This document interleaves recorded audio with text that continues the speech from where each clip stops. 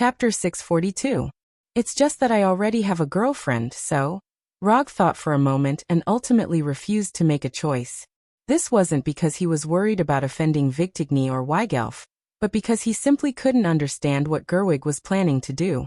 Gerwig was the strongest goddess among the Warner Protoss, and possibly even the most powerful god. In front of such an existence, any decision had to be made with caution. Moreover, it was impossible for someone of Gerwig's strength and status to urge him to get married. There's a conspiracy. There's definitely a conspiracy. You're dishonest. You say you have a girlfriend, but that might not be what you think in your heart, right? Gerwig looked at Rog with a smile and continued in an impeccable manner. Maybe you don't know me well. I'm a devoted man. Ever since Gerwig appeared, Rog realized that he couldn't control the conversation at all. I'm still very clear about a man's thoughts. Don't try to lie in front of a woman who's at least 100 times older than you. It won't work, Gerwig said with a smile. Then, just as Rog was about to explain something, she continued, let's be frank. If Victigny and Weigelf were to marry you at the same time, would you be willing? As long as you're willing, I can arrange a wedding for you immediately. Damn. What is this girl trying to do? Rog had to admit that he couldn't keep up with Gerwig's train of thought. Or rather, he couldn't accept Gerwig's straightforward way of talking. Rog shook his head helplessly at the sight of Gerwig, who was a perfect match for the word goddess, in terms of looks, figure and status. Your Highness, just say it. What are you planning to do?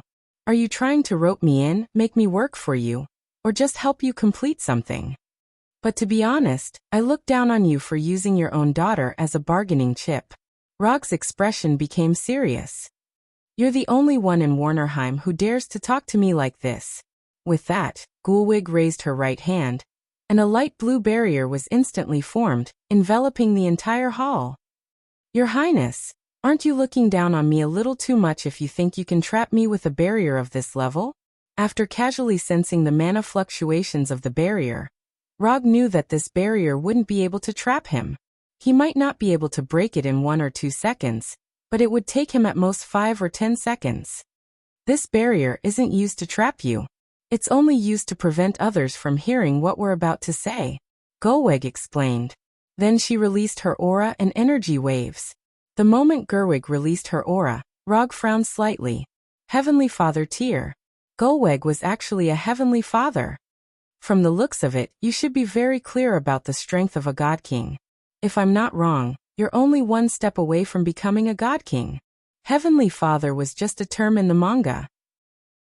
In this world, only Rog knew of this term. You're not wrong. I'm indeed only 1 step away from becoming a God King. Rog wasn't surprised that Gerwig could see through his current level. If Gerwig didn't even have this bit of ability, then she would be too incompetent as a Heavenly Father tier. Since that's the case, then we have a basis for cooperation. You've fought with Njord before, so you should have a rough idea of his strength. If you were to fight with him now, how confident are you in winning? Gerwig's tone became serious. Before answering this question, I also have a question for you. Are you planning to replace Njord as the God King of Warner Protoss? Gerwig, who never displayed her strength in front of outsiders, specially invited him over, and even displayed her strength in front of him. If he still couldn't guess what Gerwig wanted to do, then he would be too slow. You're right. I'm planning to replace Njord as the God King, but because of some agreement, I can't directly attack him. So, if you don't mind, I hope you can challenge Njord. It's best if you can kill him. As long as you can do this, I can give you whatever you want. Even if you want Victigny and Weigelf to marry you at the same time, there won't be any problem. If you want, I can even bestow you a part of Warnerheim. After Gerwig finished speaking, Rog didn't answer immediately. Instead, he thought seriously. Killing Njord was also a good achievement. But the problem was that he didn't really want this achievement. The main reason was that the reward Gerwig offered wasn't too attractive to him. Victigny and Weigelf were indeed very beautiful, had good figures and weren't weak. But how should he put it? He was a dedicated man. And his intuition told him that if he really married Victigny and Weigelf, then his future would definitely be miserable in all senses of the word. Let's not talk about the reward first. I want to know if I really kill Njord. Will the spoils he leaves behind belong to you or me? The spoils Rog was talking about were of course not Njord's weapons and equipment, but the origin power left behind after a heavenly father or an inferior heavenly father died in an abnormal state. This was similar to killing a god who absorbed the power of faith to obtain a godhood. It was just that Njord didn't rely on the power of faith to become a god. So what was obtained after killing him was his origin power. If you can kill Njord, the origin power he leaves behind will of course be yours. Gulweg was already a heavenly father. Although Njord's origin power was precious, it wasn't to the point where she had to have it. Okay, I can help you kill Njord, but I want detailed information about his weapons, moves, combat habits, and so on. The more detailed, the better. Also, I have a little obsessive-compulsive disorder. When I accept a commission, I'm used to signing a commission scroll with the client. With that, Rog summoned a commission scroll that he had never used before. The commission content is to write that I'll help you kill Njord. As for the reward, I want the highest browsing rights in your royal library for a month. Rog stated the reward he wanted and handed the commission scroll to Gulweg. Vigtigny and Weigelf were pretty good, but compared to precious knowledge, he wanted that knowledge more. That was because knowledge was power. Chapter 643. After hearing what Rog said about the reward, Gerwig's face changed slightly, and the way she looked at him changed. This was not because Rog wanted too much reward, but because it was too little. Not to mention the highest browsing authority of the Royal Library for a month. Even if Rog wanted to make a copy of all the books in the Royal Library, it would not be difficult for her. Of course, to complete this, she needs to wait until she replaces Njord as the new God King of Warner Protoss.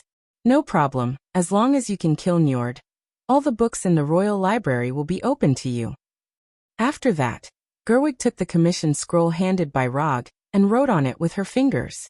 The text written with magic fell on the commission scroll and finally evolved into pale golden text.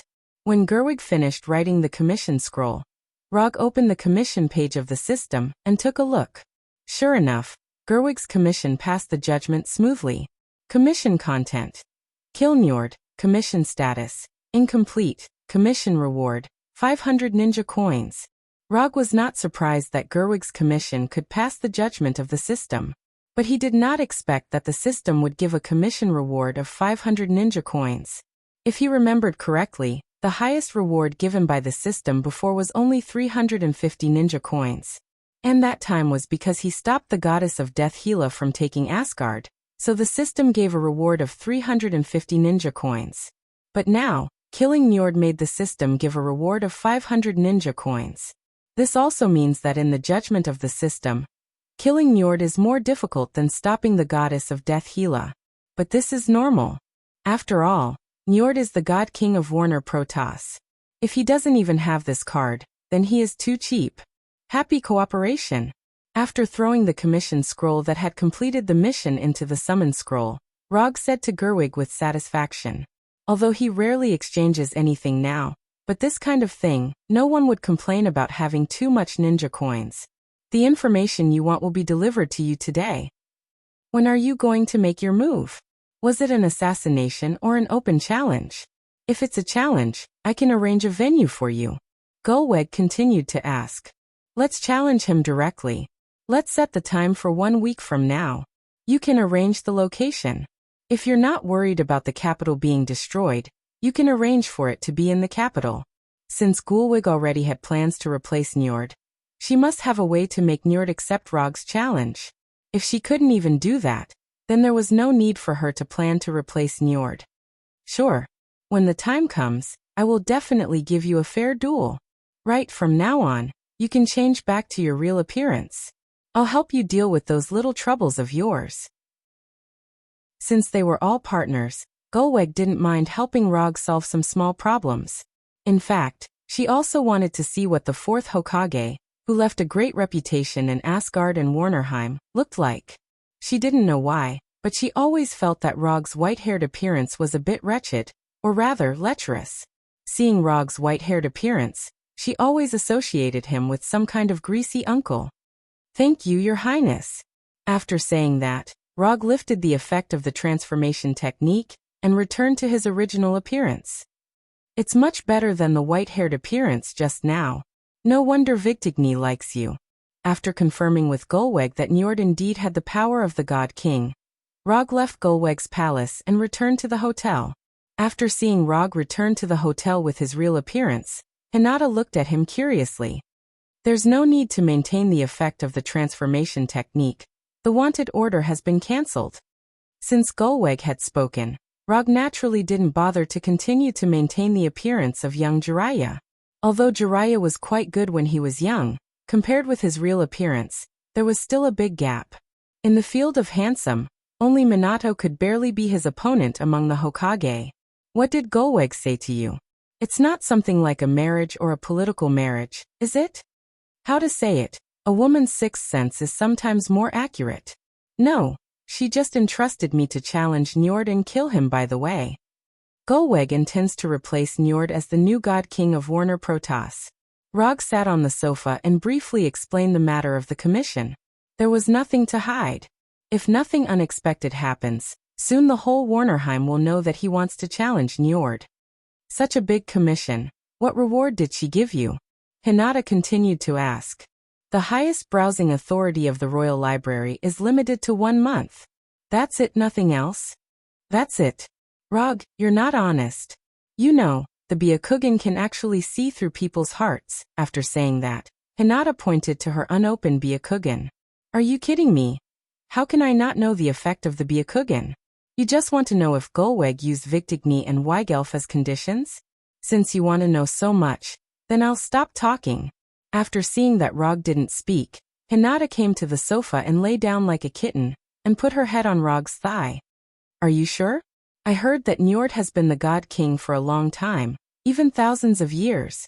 Touching Hinata's soft black hair, Roger replied with a relaxed expression. If you want to say that you're 100% sure, then I'm definitely not, about 50% sure. 50%? So low. After hearing Rog's answer, a look of worry appeared on Hinata's face. 50% sure, kill without injury. Rog explained that he had a 50% chance of winning. If it's just killing Njord, Rog has 80% certainty. But if it's just killing without injury, then he only has 50% certainty at most. Rog-san, you're a bit immodest. Njord is the God King. You can't underestimate your opponent like this. You have to be cautious, cautious, and cautious. Obviously, she only has 2 or 3 combat experience in total. But now she's reminding Rog not to underestimate his opponent. This is not immodest. This is called strategic contempt for the enemy. How can Rog underestimate Njord? The ninja coins reward given by the system is enough to prove something. Chapter 644. The news of the 4th Hokage Rog challenging the King of Gods Njord quickly spread throughout the capital with Gulweg's help. To be precise, it took less than an hour for the news to spread throughout the capital.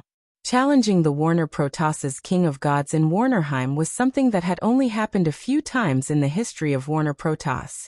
Not to mention, the person who challenged the King of Gods this time was an Earthling. If there was a ranking among Warner Protoss about who their most hated enemy was, Rog would definitely take the first place without any suspense. Even the goddess of death Hela, who was now leading the Frost Giants and Flame Giants to invade Warnerheim, was more popular than him. The reason for this was very simple. First of all, Rog helped Asgard's army defeat the Warner Protoss army twice. The first time was when Loki destroyed the Bifrost, and the second time was after Odin's death. These 2 opportunities were a once-in-a-lifetime opportunity for the Warner Divine clan. Unfortunately, these 2 opportunities were stopped by Rog. In addition to these 2 times, Warner Protoss also blamed Rog for the goddess of death Hela's invasion of Warnerheim. After knowing that Asgard had once fought with the goddess of death Hela in Jotunheim and defeated her, many Warner Protoss had an idea that didn't make sense but fit their mentality. They believed that it was Rog who helped Asgard defeat the goddess of death Hela, which led to Hela's invasion of Warnerheim. If Rog hadn't helped Asgard, Hela would have definitely defeated Asgard's army and become the monarch of Asgard. This way, Hela wouldn't have been able to rule Jotunheim and Muspelheim, let alone bring the Frost Giants and Flame Giants to invade Warnerheim. Therefore, everything that Warnerheim was suffering now was Rog's fault. What was even more difficult to understand was that there were only a few Warner Protoss who accepted this explanation. Therefore, Rog became the most hated person in the entire Warner Protoss. After knowing the thoughts of these Warner Protoss, Rog's only reaction was that no wonder Warnerheim had always been inferior to Asgard. When they encountered problems, they didn't look for the reason themselves, but blamed others instead. It was unreasonable for such a race to be better than Aseri. Although Logue did not take these thoughts of the Vannas to heart, he had to admit that this idea, which was shared by most of the Vannas, had caused him a lot of trouble. Although Gulwig stopped the Golden Thorn's arrest warrant, she couldn't stop people's thoughts. Therefore Rog, who was living in the hotel, suffered a lot of unnecessary disturbances. This included, but was not limited to, people who always tried to break into his suite, or booked all the rooms around his suite, and then attacked him with noise from morning to night. Even his mount, Fenrir, suffered a lot of unnecessary harassment. In the beginning, Rog had planned to personally teach these arrogant fellows a lesson. But before he could do it, Hinata stopped him. Under Hinata's suggestion, Rog asked Gulwig for a manor in the suburbs of the capital, and then took Hinata and Fenrir to live there. After moving into this manor that belonged to Gulwig, the unspeakable harassment finally stopped. But this also brought a problem, and that was Gulwig's reputation among the people became a little bad. Gulwig's move to let Rog live in the manor also caused a small problem. That is, the cooperation between them became known to everyone. Although people didn't know the specific content of the cooperation between them, everyone now knew that the reason why Rog challenged Njord was Gulwig's arrangement. This also caused Gulwig to suffer the most serious reputation crisis in history. Just when Rog was curious about how Gulwig was going to restore her reputation, Gulwig made a move that made him look sideways. Gulwig, who rarely made a move in the Warner Protoss, showed her overbearingness without hiding it. She didn't do anything about those ordinary discussions. However, as long as anyone dared to mention that she had deliberately colluded with Logue, betrayed the Vannas, or even talked about some disgusting cooperation that could not be brought up in public, she would use her actions to prove what it meant to kill anyone who criticized her. For a time, the entire capital was slaughtered, and a large number of people were beheaded by Gulwig's army every day. Under this thunderous suppression, all the criticism in the royal city instantly disappeared. Of course, this was only the disappearance on the surface. Of course, Gulwig knew that these discontented people were just hiding in the dark. But she didn't care too much about this. All she wanted was peace and quiet on the surface. After Gulwig arranged for her army to capture and kill those who criticized her, the people of Warner Protoss realized Gulwig's overbearingness and strength for the first time. The current divine king of Warner Protoss was Njord, but when capturing and killing those people, Gulwig didn't greet Njord at all. Even a few blood relatives of Njord were captured by Gulwig's people and beheaded in public. In addition to showing her overbearingness and strength, Gulwig's actions also revealed a very important piece of information. That was, nearly half of the entire army of Warner Protoss was actually in her hands. No one knew when exactly she pulled these troops under her command, but what people could see was that half of the army hung Gulwig's flag in the position of the commander's flag. This woman is not simple. After seeing Gulwig's actions over the past few days, Rog had to admit that he had underestimated Gulwig.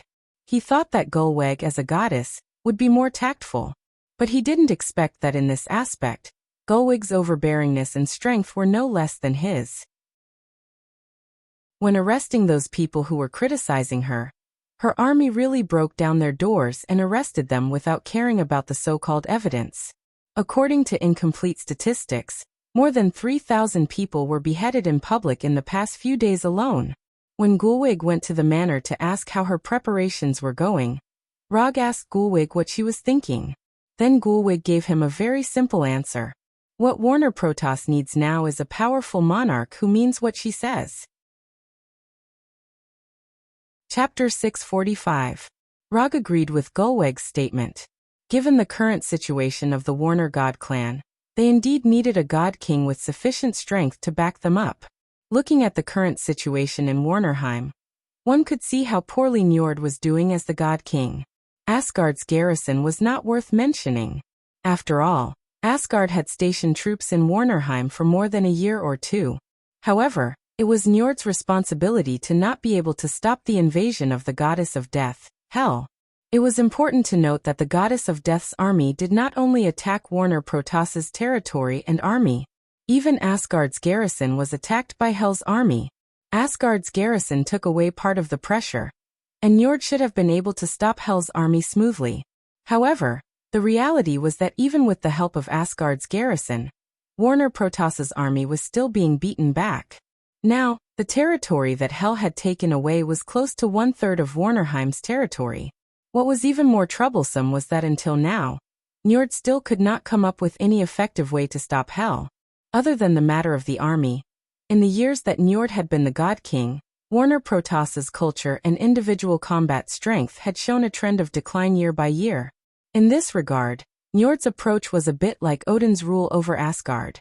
However, the problem was that Odin did not want Asgard to be militaristic, because Asgard had enough strength to resist the invasion of foreign enemies. He did not want to start the so-called benevolent rule under the premise that he did not have enough strength to protect himself. Njord began to teach people to put down their bloodthirst and use benevolence to solve disputes in a situation where Warner Protoss did not have enough strength. This kind of culture would only cause Warner Protoss to be less and less aggressive. Previously, Warner Protoss blamed Hel's invasion of Warnerheim on Rog. Because of this reason, the invaders had already attacked their home, and they were still thinking about why others would invade them instead of invading others. Any race with a little bit of bloodthirst and pride would not consider this question first. They would just pick up the weapons in their hands and fight. Whether they could win or not aside, they would at least let the enemy know that even if they could not beat them, they would still take a bite out of them. Don't even think about taking down my home so effortlessly. Even if I die, I won't let you have an easy time.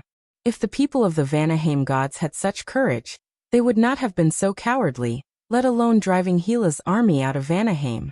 But it's a pity that the current Warner Protoss did not have such bloodthirst.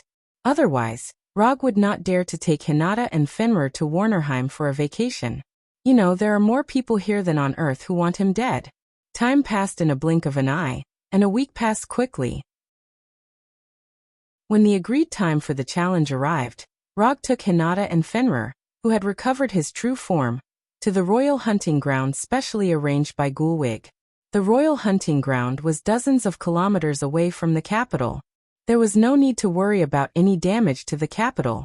When Rog and Hinata rode Fenrir to the royal hunting ground, which was not open to ordinary people, was already crowded with people. There were more than 300,000 people gathered in the royal hunting ground. Most of them were residents of the capital. Of course, there were also a small number of people who came from other cities. In the past week, a simple super-large arena had been built. It was a large circular ring with a diameter of 1 kilometer. Around the ring, there was a 500-meter wide isolation belt. Outside the isolation belt was the audience area. Of course, it was impossible for Gulwig to arrange seats for all the audience. As long as there is a small area in the direction of the capital, there are 6 high platforms that can accommodate a total of 1,000 people. Fenrir will accompany you. I will be alone, Rog said to Hinata, who was sitting behind him. Although Fenrir is a good mount, he's a ninja, and it's not suitable for him to fight on a mount. And according to his plan, his battle with Njord will end quickly. It will end faster than everyone expected.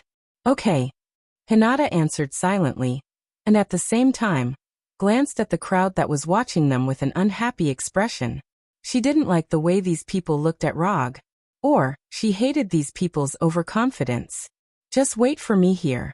After saying that, Rog jumped down from Fenrir's back and walked alone toward the exaggerated ring. However, just as he walked through the 500-meter wide isolation belt, and was about to climb the ring that was only half a meter higher than the ground, he suddenly stopped. Then, he stretched out his right hand, and under everyone's gaze, he summoned the 4th Hokage's white Haori. Boom. The white smoke dissipated, and the 4th Hokage's Haori appeared in front of him out of thin air. Just as the Haori was about to fall under the influence of gravity, he grabbed the Haori and gently flung it back, putting on the Haori that was familiar to the people on Earth. Since it's the fourth Hokage challenging the Warner Protoss's God King, how can the fourth Hokage's iconic Haori be missing? Seeing Logue put on his Haori as if there was no one else around, the audience started looking at him with even more disdain. Although the audience didn't recognize the words on the Haori, they didn't like Rogue's arrogant behavior. If looks could kill, he would have died countless times by now. Feeling the murderous eyes coming from all directions, he pretended to enjoy it and took a deep breath. This feeling was very good. Then his figure disappeared directly, and he used the body flicker technique to come to the center of the ring. Not long after he came to the center of the ring, Njord, who was riding a huge black saber-toothed tiger, wearing a pale golden armor, and holding a golden trident, came in front of him. Isn't this His Majesty the God King we meet again? After seeing Njord's arrival, Rogue took the initiative to greet him. He didn't know if Gerwig did it on purpose or not, but in this ring, there was a super large sound transmission magic that could let the conversation between them pass to everyone's ears without missing a word. In the matter of attacking Njord's prestige, Gerwig really didn't hold back. Last time, it was Odin who saved you. You won't be so lucky this time. Compared to Rogue, Njord's tone was much more dignified. Odin might have saved me last time, but he might also have saved you. The person whose armor was pierced through seems to be you, His Majesty the God King, right? At that time, Rogue had just mastered the immortal mode, so Njord took his most powerful attack without any suspense. Immortal spell, lightning escape, spiral electromagnetic cannon. Arguing is meaningless. Today, I'll let you know what the God King's might is. As soon as he said that, Njord released his God King's aura without reservation, which was the so-called Divine Father's aura. The God King's might? Then I'm not afraid to tell you in advance. I only need 3 moves to kill you. If you don't die within 3 moves, I'll kill myself. Rogue's incomparably domineering words were transmitted without missing a single word by the sound transmission magic to the ears of everyone present. Arrogant. When Rogue said those words, all the Warner Protoss members, including Gerwig, felt his insufferably arrogant arrogance. Njord might not be a qualified God King, but no matter what, he was the God King who had informed Warnerheim for thousands of years. Rogue's words now undoubtedly trampled all the Warner Protoss faces to the ground. Chapter 646. If Njord only loathed Rogue before, and hated him for teaming up with Gulweg, but now he really wanted nothing more than to grind Rogue's bones to dust. In his own kingdom, in front of 300,000 Warner Protoss, he actually dared to boast that he would kill him in 3 moves. This was no longer a matter of provocation, but that he didn't even put him in his eyes. For a moment, Njord's body surged with an intense killing intent. Under the influence of his divine power, the originally endless blue sky suddenly became as gloomy as ink. Oh, he's actually angry. Looking up at the instant change in the sky, Rogue still maintained his initial calmness. That's right. Njord was indeed the Divine King, the so-called Divine Father. But after browsing through the detailed information provided by Gulweg, he finally understood why he instinctively suspected that Njord hadn't reached the Divine Father level. The reason was very simple, because Njord's Divine Father level strength wasn't cultivated by himself. The reason why Njord could become the Divine King was purely because he inherited the authority left behind by the previous Divine King. Thus, he was promoted to the Divine Father level, and became the Divine King of Warner Protoss. To put it simply, Njord's Divine Father level strength was obtained through cheating. This was also why Odin and Njord were both Divine Fathers, but the pressure Rogue felt from the two of them were completely different. If he challenged Odin, Rogue would feel that he was courting death. But if he challenged Njord, he felt that he could still do it. Yes, it was just okay, and it wasn't to the point where he could win for sure. The reason why he dared to boast of killing Njord in 3 moves in public was very simple, because he didn't intend to talk about martial virtues with Njord this time. Rogue would have to be crazy to talk about martial virtues with a Divine King who had lived for God knows how many millennia. Moreover, this was in his own country. So he picked out one of his 3 infinity stones and silently carried it with him. He did not choose the reality gem that he had for the longest time, nor did he choose the soul gem that he obtained last. Instead, he chose the power gem that has a very high compatibility with Thanos. A few days ago, he had secretly tested his compatibility with the power gem. In the end, he found that it wasn't too bad. To be precise, it was even more compatible than the gem in reality.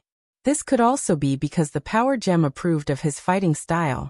Although Njord was filled with killing intent towards Rog right now, he was still a god king after all. He could not attack Rog first. Sometimes, people were just so hypocritical. He clearly wanted to skin the other party alive, but he still forced himself to maintain this so-called attitude. Njord had to maintain his so-called dignity as the divine king, but Rog had no such concerns. He suddenly put his hands together and silently chanted, "Sage mode." In an instant, an astonishing amount of natural energy was absorbed into his body and mixed with his own chakra to form the immortal technique chakra. At the moment when red lines started to appear on his eyes and forehead, he immediately used the strongest move of the wood escape technique. Immortal technique would release thousands of hands, Buddha on top. In the beginning, there were still some Warner Protoss people who didn't understand why such a huge ring was built. Now, however, everyone understood the reason. When this incomparably large Buddha statue emerged from the ground, the originally incomparably wide arena instantly became insignificant. It wasn't just the ring that was affected. Even the spectator area outside the isolation belt was affected. This was also because Rog deliberately controlled the size of the Buddha statue in consideration of the environment. Otherwise, he could have created an amazing Buddha statue with a base diameter of more than 10 kilometers. Instead of just making a Buddha statue with a base diameter of less than 2 kilometers like now. But whether it was 2 kilometers or 10 kilometers, for Warner Protoss people whose average height was less than 2 meters, it was equally shocking. Seeing this terrifying Buddha statue that took only 1 or 2 seconds to form, the audience finally understood why Rog dared to challenge Njord in Warnerheim. People who could display this kind of move, in their view, were no different from the real divine king. Not only were the audience shocked by the Buddha statue, but even Njord also showed an expression of disbelief. He couldn't understand how Rog, who could barely fight with him a few years ago, could grow to this point in such a short time. How did he do it in just a few years? Warner Protoss people, who had an average lifespan of thousands of years, obviously had a different concept of time than Earthlings. Not to mention that they had such a long lifespan. Even Earthlings with an average lifespan of less than 100 meters couldn't understand. After summoning the Buddha statue, Rog didn't immediately control the Buddha statue to attack. Instead, he took out the power gem that emitted a faint purple light from his shirt pocket and held it tightly in his right hand. The power gem that ordinary people couldn't touch directly didn't cause any damage to him. If a 100% sage body and sage mode couldn't be recognized by the power gem, then not many people in the world could use the power gem. Looking at Njord, who didn't have any intention of leaving or hiding in the wreckage of the ring, Rog's face showed a smile. Njord lost. Although he didn't control the Buddha statue to attack, he was already sure that Njord lost. He just said in front of everyone that if he couldn't kill Njord in 3 moves, he would kill himself. It was actually a psychological tactic. He wanted to kill Njord in 3 moves. People who heard this sentence would first think that his 3rd move was the most powerful and terrifying attack. But in fact, he would directly use his most powerful attack in the 1st move and solve all problems in 1 move. The reason why he said 3 moves was to mislead Njord. And it turned out that his misdirection was effective. Njord, who was riding the huge saber-toothed tiger, didn't have any intention of dodging or leaving. Obviously, he planned to take his 1st move and calculate how powerful his remaining 2 moves would be. But Njord didn't expect that in Rog's plan, the remaining 2 moves didn't exist at all. 1 move, life and death. Under his control, the power gem's energy poured into the Buddha statue, making the originally green Buddha statue shine with a purple light. Looking at the purple light that suddenly appeared on the Buddha statue, Gulwig suddenly remembered something. But at this time, Rog controlled the Buddha statue to attack. Buddha on top. Rog put his palms together again and placed the power gem between his palms. Then the fist behind the Buddha statue came to life in an instant, smashing toward Njord with the power to destroy heaven and earth. When the first fist of the Buddha statue arrived in front of Njord, Njord raised the golden trident in his hand. A pale blue hemispherical energy barrier completely enveloped him. Boom! A terrifying explosion rang out. The blue light and purple light mixed together, forming a dazzling ball of light. Before the sound of the explosion could reach the ears of the surrounding audience, the Buddha statue's second fist came crashing down. Then the third, the fourth, the fifth. In the beginning, one could still see the blue light formed by Njord's divine power. However, after the 20th punch, the blue light completely disappeared and was replaced by purple and golden explosive light. Yula yula yula yula yula. Although the Buddha statue's body gave people a feeling of incomparable clumsiness, the speed of the Buddha statue's punches was far beyond people's imagination. It had even reached the limit of what the naked eye could capture. The audience thought that they would be able to see a hearty battle, but they never imagined that they would see a one-sided beating. Terrifying explosions rang out continuously, and the shockwaves of the explosions swept out like a tsunami. The earth began to crack, and the continuous violent tremors continued. At this moment, the rapidly punching Buddha statue became the most eye-catching existence in the entire world. The earth wailed, the mountains trembled, and the sky mourned. This doomsday-like scene only lasted for a little more than a minute before it came to an end. In this minute, Rog unleashed all the thousands of punches behind the Buddha statue, not leaving a single one behind. In order to ensure that every punch had enough power, he not only crazily consumed the chakra in his body, but also constantly urged the power gem to provide energy. While he was activating the power of the power gem, a voice that sounded like the ravings of a devil kept appearing in his mind. Smash the world with one punch. Smash the world with one punch. Smash the world with one punch. The power gem certainly had the ability to destroy a world with one blow. But the problem was that Rog's physique couldn't withstand such an energy output. The achievement of destroying a world with one punch was indeed tempting, but he didn't want to become like Thanos, who was unable to resist the backlash of the power gem. Under the temptation of this demonic raving-like voice, he always maintained his initial rationality, and did not let the energy provided by the power gem exceed the limit that he and the Buddha statue could withstand. When the Buddha statue stopped attacking, he didn't hesitate and directly threw the power gem in his palm into the summon scroll, and then deactivated Sage Mode. As time passed, the smoke and dust raised by the explosion gradually dissipated. When everything returned to normal, the audience, who had come to watch a good show but had almost been killed by the attack, saw the scene in front of them clearly. The Buddha statue with the amazing size was still standing in front of them like a mountain peak. But compared to when it first appeared, the fists behind the Buddha statue had all disappeared. In front of the Buddha statue was a deep pit with a diameter of several kilometers and a depth of hundreds of meters. There was no gravel in the deep pit, nor was there any living thing.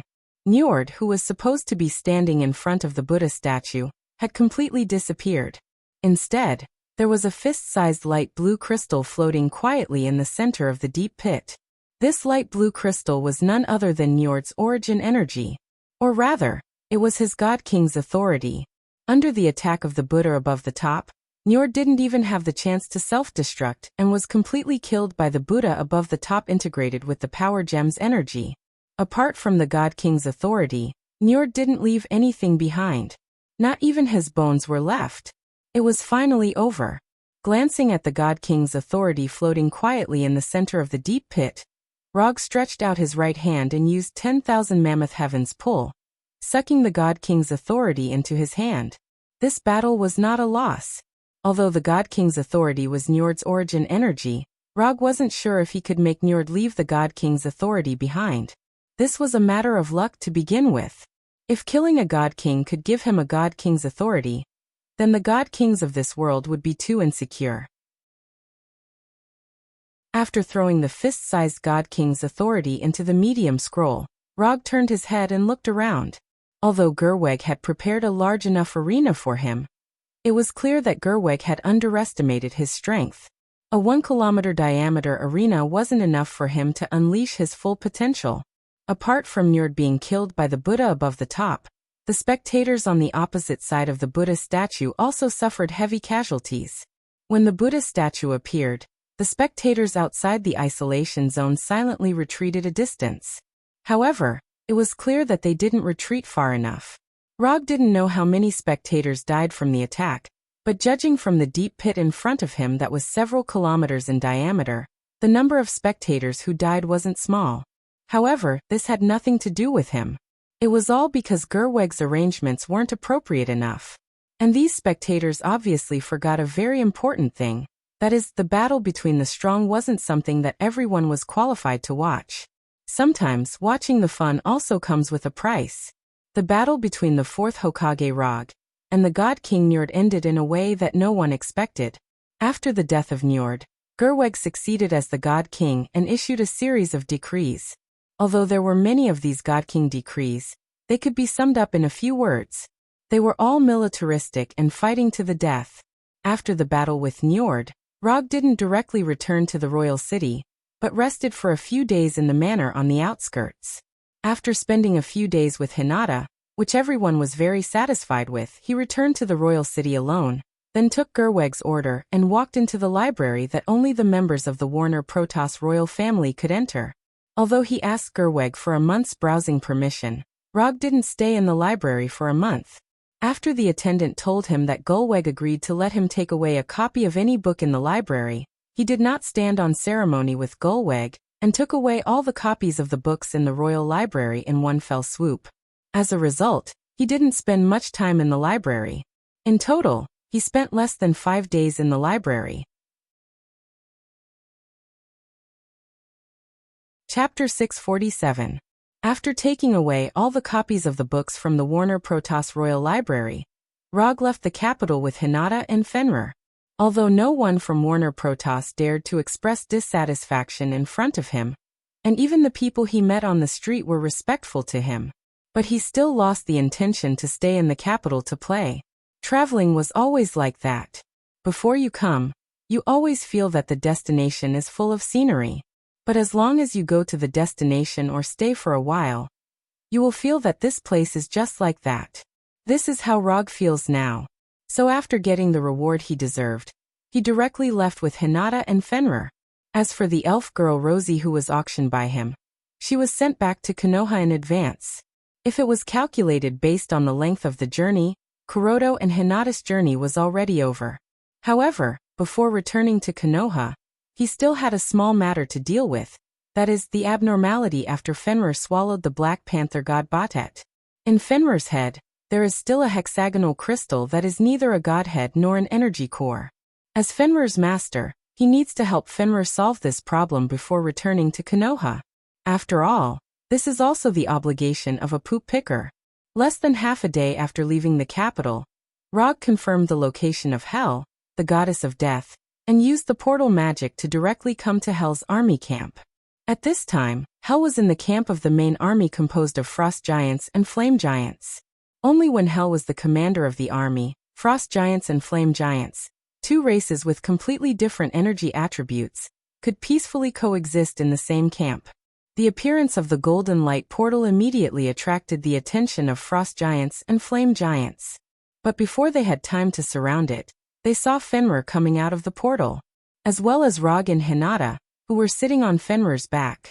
Although the flame giants didn't know Fenrir, they recognized Rog sitting on Fenrir's back. This is the fierce person who killed their former king. Rog did not care about these frost giants and flame giants, and directly drove Fenrir toward Hila's main tent. Just as Fenrir was about to reach Hila's main tent, Hila, who was wearing a dark green battlesuit, walked out of the tent. "It really is you. What is it this time?" Hila looked up at Fenrir and Hinata, then said to Rog, "Fenrir has a small problem now. I'm not sure what's going on, and I don't have a solution. So if you don't mind, I hope you can help me take a look." After that, Rog let Fenrir lie down and pointed at Fenrir's head. I fed him a small piece of divinity, and then a strange crystal appeared in his brain. Rog explained the ins and outs of the matter. "Godhead? Ha ha ha ha ha. As expected of you. Only you can do such a thing. Ha ha." After hearing Rog's words, Hila laughed without restraint. She laughed like a queen. After laughing at Rog, Hila pointed to Hinata standing behind him and said, "Who is she to you? Girlfriend or wife?" Rog did not expect Hila to ask this question. He, who had been trained by Hinata to have a desire to survive, did not even think about it and directly said, "Her name is Hinata, now girlfriend, wife in the future." Oh, you have good taste, and so does she. After that, Hila took back her gaze from Hinata and went straight to Fenrir. Seeing his former master come to him, Fenrir wanted to express his enthusiasm. However, when he saw Rog beside him, he decisively dismissed the thought. He laid on the ground without moving, not daring to show any signs of intimacy. Hila raised her right hand and gently stroked Fenrir's head, then controlled the divine power of death to surge into Fenrir's head. Hila's perception lasted for more than a minute before it ended. After retracting her right hand, she slowly said, "Fenrir is not much of a problem. It's just that his current body can't support him to condense his own godhead. Fenrir was resurrected by you. You should know that Fenrir is not a complete life, and his soul is still in an incomplete state. If I'm not wrong, you should have reached some cooperation with the Lord of Hell, Mephisto, and used part of Mephisto's power to finally resurrect Fenrir.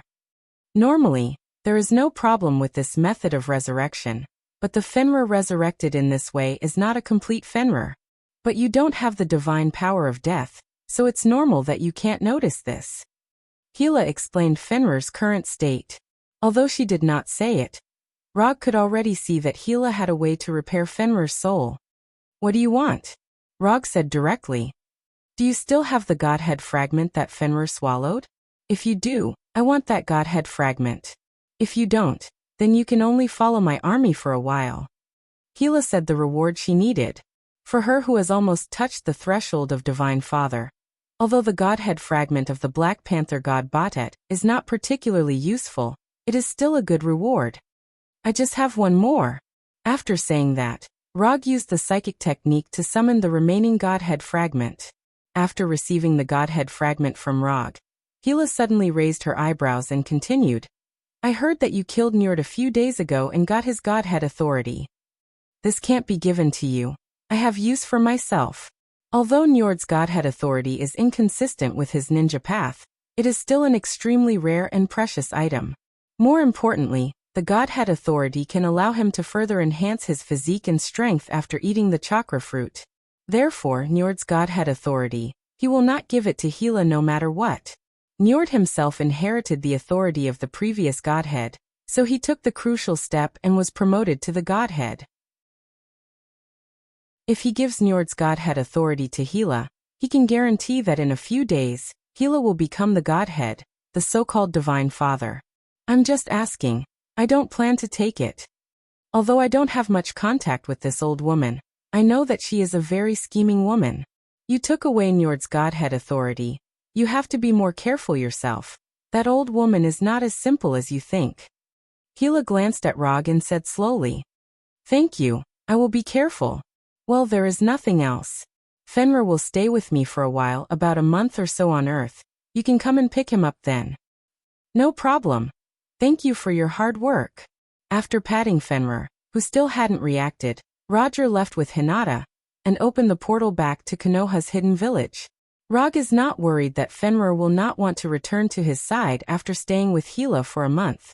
To some extent, Fenrir is a wolf with good morals. He will not make unwise choices that endanger his life.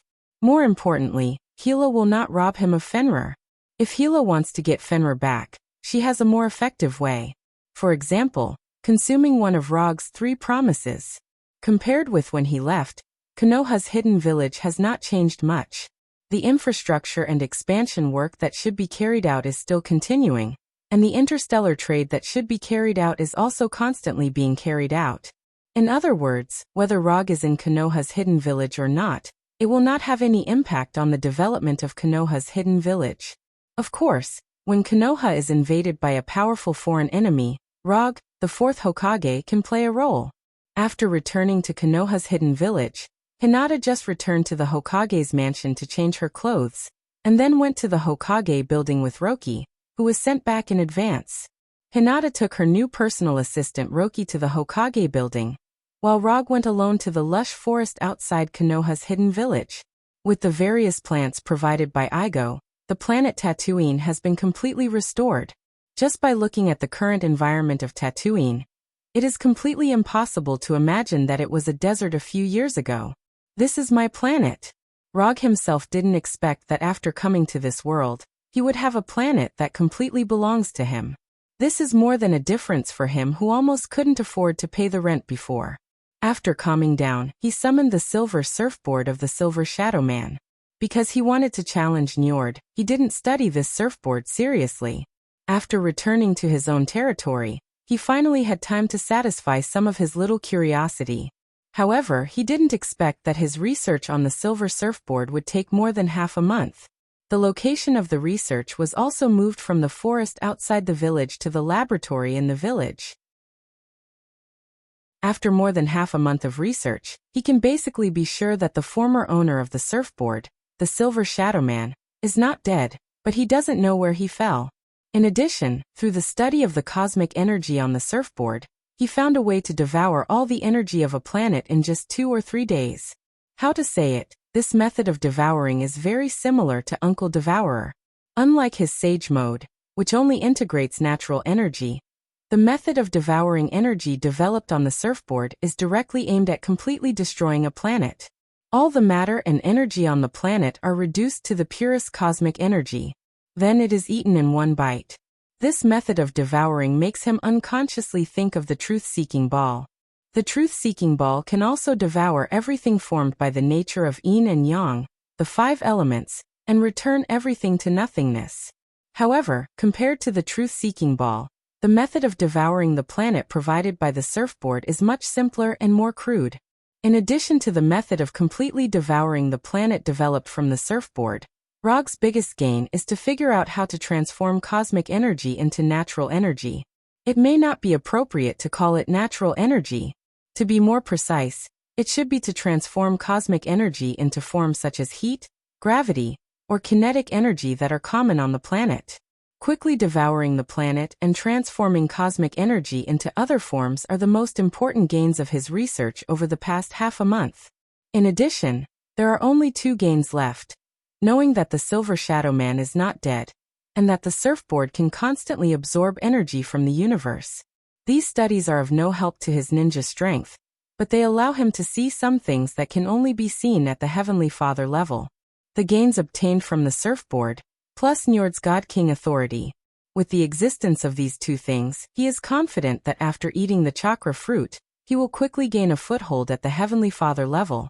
If possible, he can even try to advance to the single universe level and the multiverse level. Of course, all of this has to wait until he eats the chakra fruit and improves his strength, physique, soul, and status to the peak of the Heavenly Father level. After finishing his research on the surfboard, he began his carefree life as a hands-off shopkeeper. Because of the existence of the silver surfboard, he now has fewer opportunities to use the super light rock technique. Compared with the silver surfboard, the super light rock technique is far inferior in speed and flexibility. Not to mention that the silver surfboard can also become a cosmic energy charger at some point. Half a month later, he went to Warnerheim again and took back Fenrir from Hela. At the same time, he learned about the recent situation in Warnerheim. It has to be said that after Gulweg succeeded as the God King, Warner Protoss finally had a little bit of the god race. The situation that was originally dominated by Hela returned to a state of parity under the command of Gulweg. And this is still under the condition that Asgard's garrison is not taken into account. If Asgard's garrison is included, Warner Protoss can be regarded as beating Hela's forces back again and again. Rog did not intervene in the war in Warnerheim, and returned directly to Konoha with Fenrir. According to Hela, she has completed Fenrir's soul and promoted Fenrir from a demonic beast to a demigod.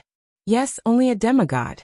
In the end, Fenrir failed to be promoted to the realm of godhood and godhood. However, compared to before, Fenrir still had a huge change.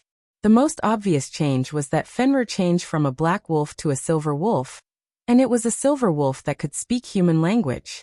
As for how Hela did it, Rog didn't know. However, he was still very satisfied with Fenrir's new image. At Fenrir's request, he sent Fenrir to the werewolf kingdom on Earth, the summit of the peaks, and let Fenrir become the guardian of the werewolves. This was also the path that Black Panther god Bast had chosen to become a god. The only difference was that Black Panther god Bast chose to guard the Wakanda people at the time, while Fenrir chose to guard the werewolves.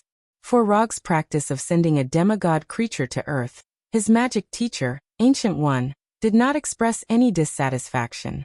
However, his junior brother, Strange, had some small opinions. However, Strange's opinion was directly ignored by Rog. Strange was still young, and had not yet taken over the position of Sorcerer Supreme from Ancient One. After he became the Sorcerer Supreme, he would know that there were all kinds of monsters on Earth. Fenrir was a little demigod and was nothing at all. Chapter 648. After sending Fenrir back to Earth, Rog's leisure days were officially over. Now there is more than a month left before the chakra tree fully matures. He needs to adjust himself to the best state during this time, and then eat the chakra fruit that can make him an immortal. In fact, other than adjusting his condition, there was nothing else he could do. If possible, he also needs to raise the resonance of QB in his body to the level of complete compatibility. Although after eating the chakra fruit, the Bija's help to him is not so obvious. But in any case, QB was exchanged for 2,000 ninja coins. It's not in his character to waste it like this. When Rog put all his attention on the adjustment of his state, and the improvement of QB's resonance, his already amazing chakra amount is constantly increasing. It wasn't until he developed the sage body to 100% that he finally understood why Hashirama has far more chakra than ordinary people. Chakra is the product of the fusion of spiritual energy and physical energy, and the limit of the body determines the amount of physical energy. Although the sage body also has a limit, that limit is far beyond ordinary people. Even Rog, whose chakra amount has reached 0.7 pillar, is far from touching the limit of the sage body at this time. He can't even see where the limit of the sage body is. Time passed day by day, and Rog's chakra amount is increasing at a steady rate. What surprised him even more is that QB, who was not very compatible with him, has become extremely tacit at this time. A month and a half is not long, but it's not short either. When Rog finished this life of eating and sleeping in addition to cultivation, he opened the system and took a look at his current chakra amount and the resonance with QB. Chakra amount 2 pillar 1. 4 pillar 0. 8 pillar for Biju. Jinchuriki. QB resonance 8. Because of the time he was unable to raise the resonance of QB to 9 and reach a perfect fit with QB. However, he didn't pay too much attention to this.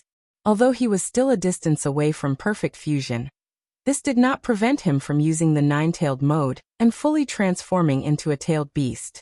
After leaving the Hokage's exclusive training room, Kuroto returned to the Hokage's residence and took a comfortable hot bath. After that, he changed into clean clothes and opened the portal to Igo. Before he left the training room, he received a message from number 2. Igo specially contacted the Golden Jack and reported the news that the fruit of the divine tree was about to ripen. As soon as he stepped out of the portal, Rog saw the real towering tree. Glancing at the 1,000-meter-tall tree of God, he sighed emotionally. After waiting for so long, this day had finally arrived. As soon as the portal behind him disappeared, Igo, who was completely formed by energy, appeared in front of him. Compared to before, Igo's appearance now looked even older. Although Igo had a head full of white hair in the past, he didn't look old at all. But now, Igo was like a real old man, revealing a trace of aging and desolate aura. The fruit you want is about to ripen. I hope you can keep your promise. Rog didn't know if it was his illusion, but he felt that Igo was really a lot older, as if he was an old man who had reached the last stage of his life. I never break my promise. Rog gave a positive answer. Although he used Koto Amatsukami to tamper with Igo's mind to make Igo obediently cooperate with him to plant the divine tree. But in any case, Igo paid a lot for the maturity of the divine tree. The divine tree is the root of all chakra, and the most important strategic weapon of the Otsutsuki clan. If the divine tree wants to mature, it needs to spread its roots to every corner of the planet and absorb the life chakra of all the creatures on the planet. When the life chakra of the entire planet is absorbed, the divine tree will mature and bear the chakra fruit. In other words, the moment the chakra fruit matures, all the life on the planet will die. If Rog had planted the divine tree in the normal way, the chakra fruit would have indeed taken all the life on the planet. However, he had used a rather tricky method to plant the divine tree on Igo, a planet that possessed self-awareness. With Igo's cooperation, the roots of the divine tree did not spread to the whole planet, and the chakra fruit did not take all the life on the planet. But even so, the divine tree still brought great harm to Igo's planet. Compared with the previous Igo star, the current Igo star is more than a little desolate. If observed from outer space, it can be clearly seen that nearly half of the Igo star has become a desert and a dead land. That's good. After this matter is over, let's try not to meet in the future. I'm old and can't stand the stimulation given by you young people. In terms of the life on the planet, Igo is still very young. But compared to Rog and the others, Igo is an out-and-out old man. He is even older than Odin. We can still meet. Don't worry, I will only do this kind of thing once. There won't be a second time. As long as you don't plan to expand the life of the planet in the future, I won't make things difficult for you. Igo may not have been a good planet in the past, but Rog still likes Igo now. In any case, Igo is giving his life to the divine tree to devour. Just this point alone has changed Rog's view of him a lot. Let's talk about that later. Since you're here, then I'll let the fruit have its final energy devour. As soon as his voice fell, Igo turned into a mass of blue-white energy and disappeared. At the same time, a stream of blue-white energy appeared on the ground and in the sky like a river. This blue-white energy is like a river flowing into the sea, constantly pouring into the divine tree. With the entry of this energy, the top of the divine tree burst out with a purple light like the sun. After seeing this scene, Rog didn't hesitate and used the super light rock technique to fly to the top of the divine tree. As the blue-white energy continued to pour in, the purple light at the top of the divine tree became more and more dazzling. When Rog flew to the top of the divine tree, the purple light was so dazzling that even he couldn't open his eyes. This dazzling purple light didn't last for too long. In less than a minute, the light gradually dimmed. When the light completely disappeared, Rog came to the top of the divine tree like a platform, and walked toward the small chakra fruit. Compared to the huge body of the divine tree, the chakra fruit is so small that it makes people wonder if the fruit is ripe or not. Looking at this purple fruit that is not much bigger than the palm of his hand, Rog hesitated for a moment. Then he stretched out his right hand and plucked the fruit. The moment he plucked the chakra fruit, the 1,000-meter-tall divine tree suddenly shook violently. Under Rog's gaze, this mountain-like divine tree quickly withered. In just a few seconds, it withered to the point where it was blown away by the wind. Rog didn't know if this is a normal phenomenon after a fruit has ripened, but he didn't care too much about it. Instead, he focused on the chakra fruit in his hand. From its appearance, the chakra fruit is a bit like a purple apple. Just by looking at its appearance, Rog couldn't see anything special about this chakra fruit. But when he used the chakra perception technique to seriously sense the fruit in his hand, he felt an indescribable terrifying chakra.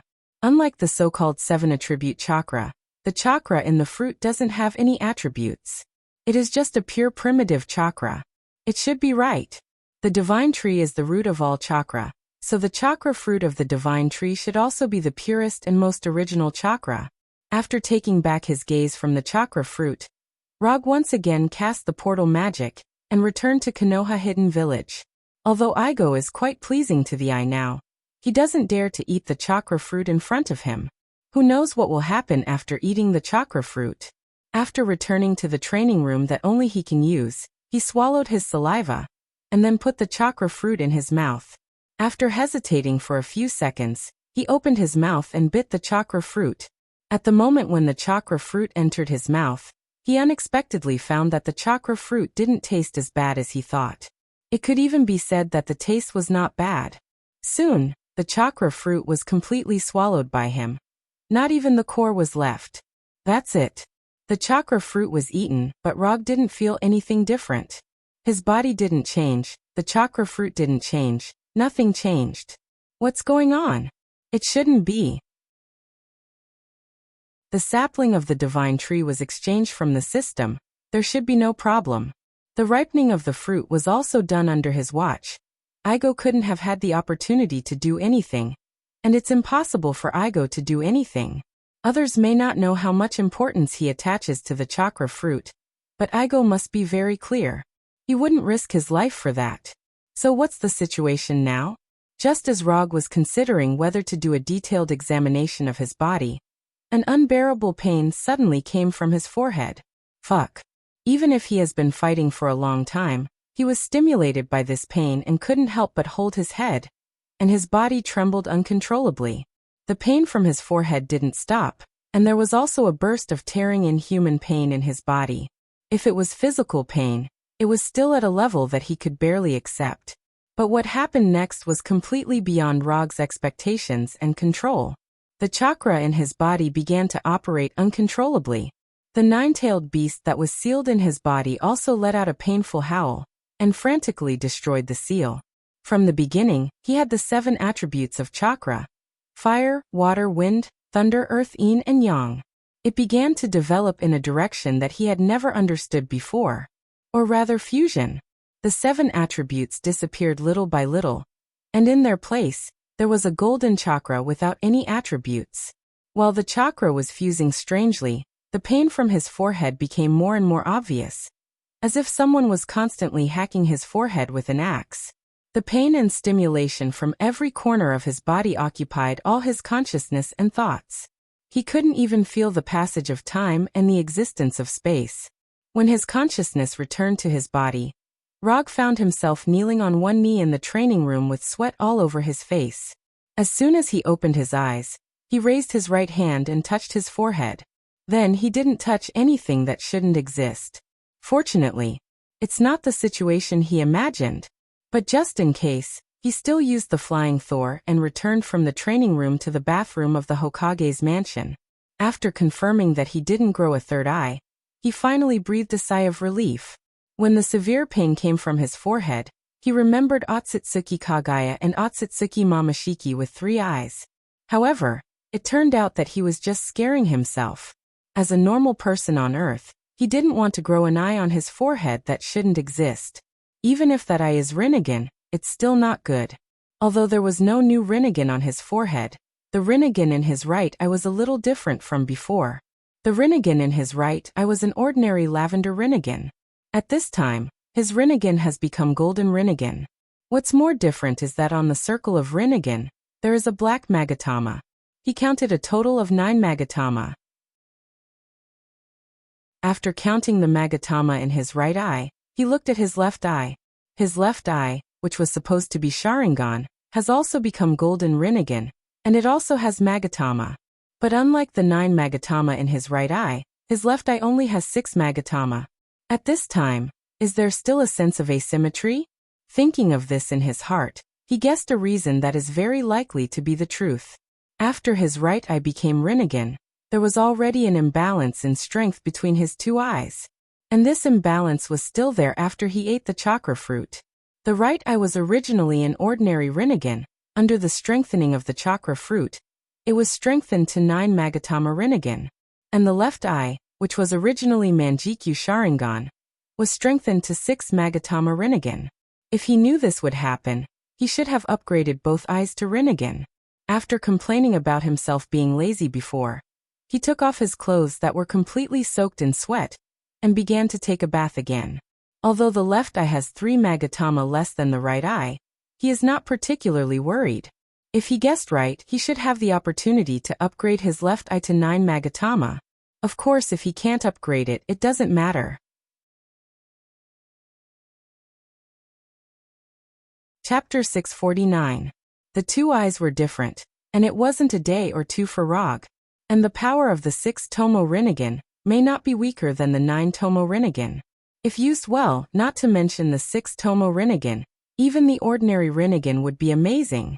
Rog, who was lying in the bathtub, suddenly had a feeling of temporarily losing his goal. This feeling, not long after he got Kyubi, he also had once. At that time, it was Xiaohei who let him regain his goal. But now this sense of emptiness of losing his goal once again emerged in his mind. While thinking, he suddenly remembered Thanos, who he didn't know where he went.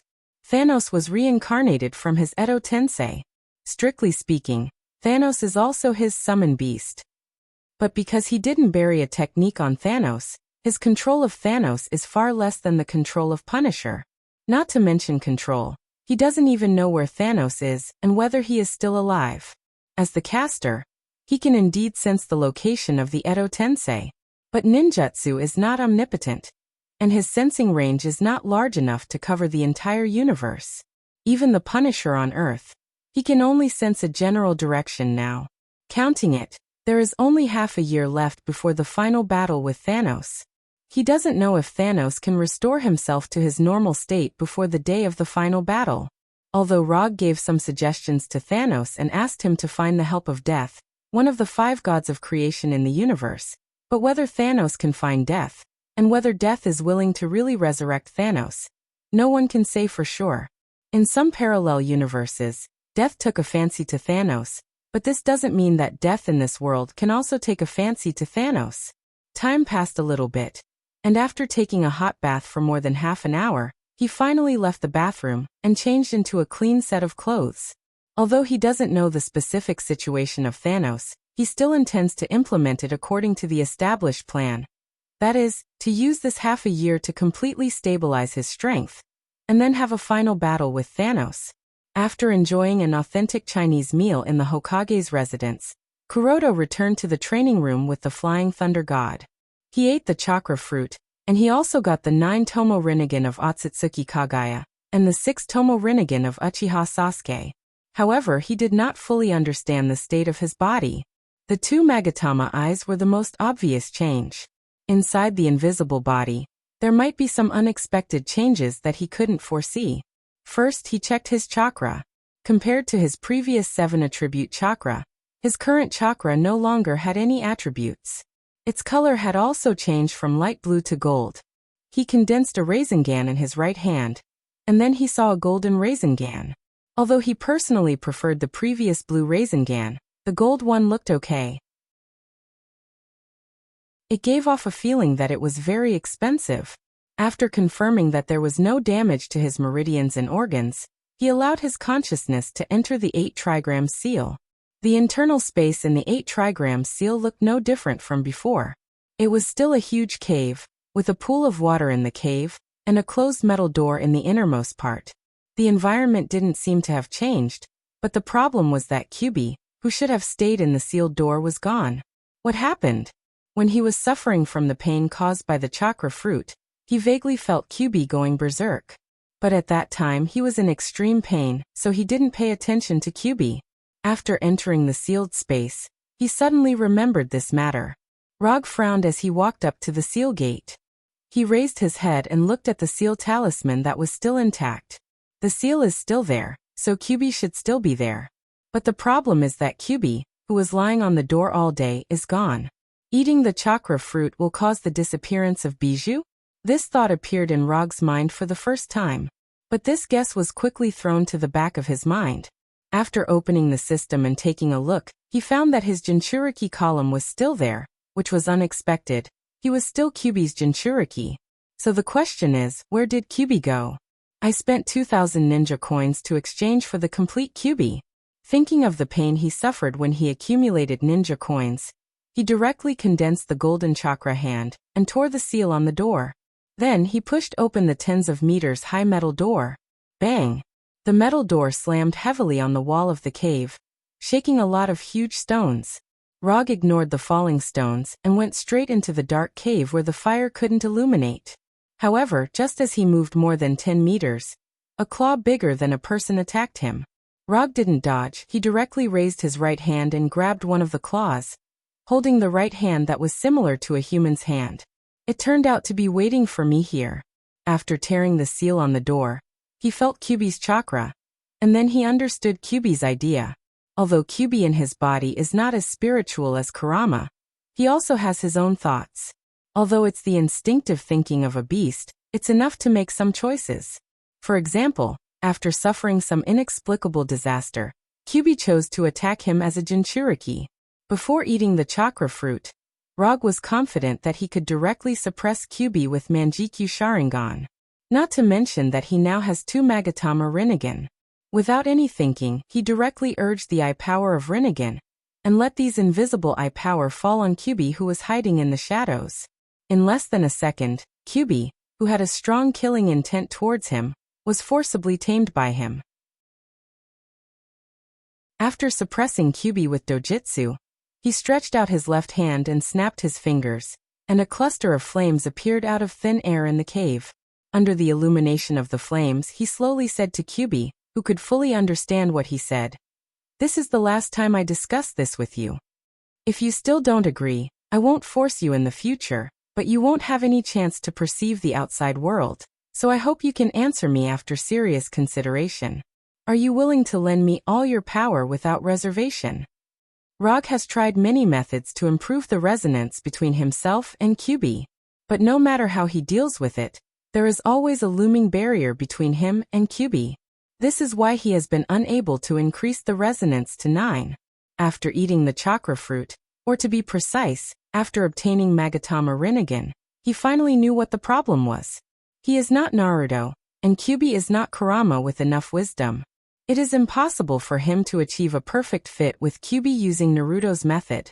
Kurama has the same wisdom as humans, so he can understand Naruto and is willing to be Naruto's most reliable friend. But Kyubi in front of him can't do this. Because from the beginning to the end, Kyubi in front of him is a bijou with beast instincts. There is only one way to make a beast fully recognize you and obey you. That is, to completely beat it and let it know who is the master. So Rog doesn't intend to reason with Kyubi, nor does he intend to have a friendly conversation with him.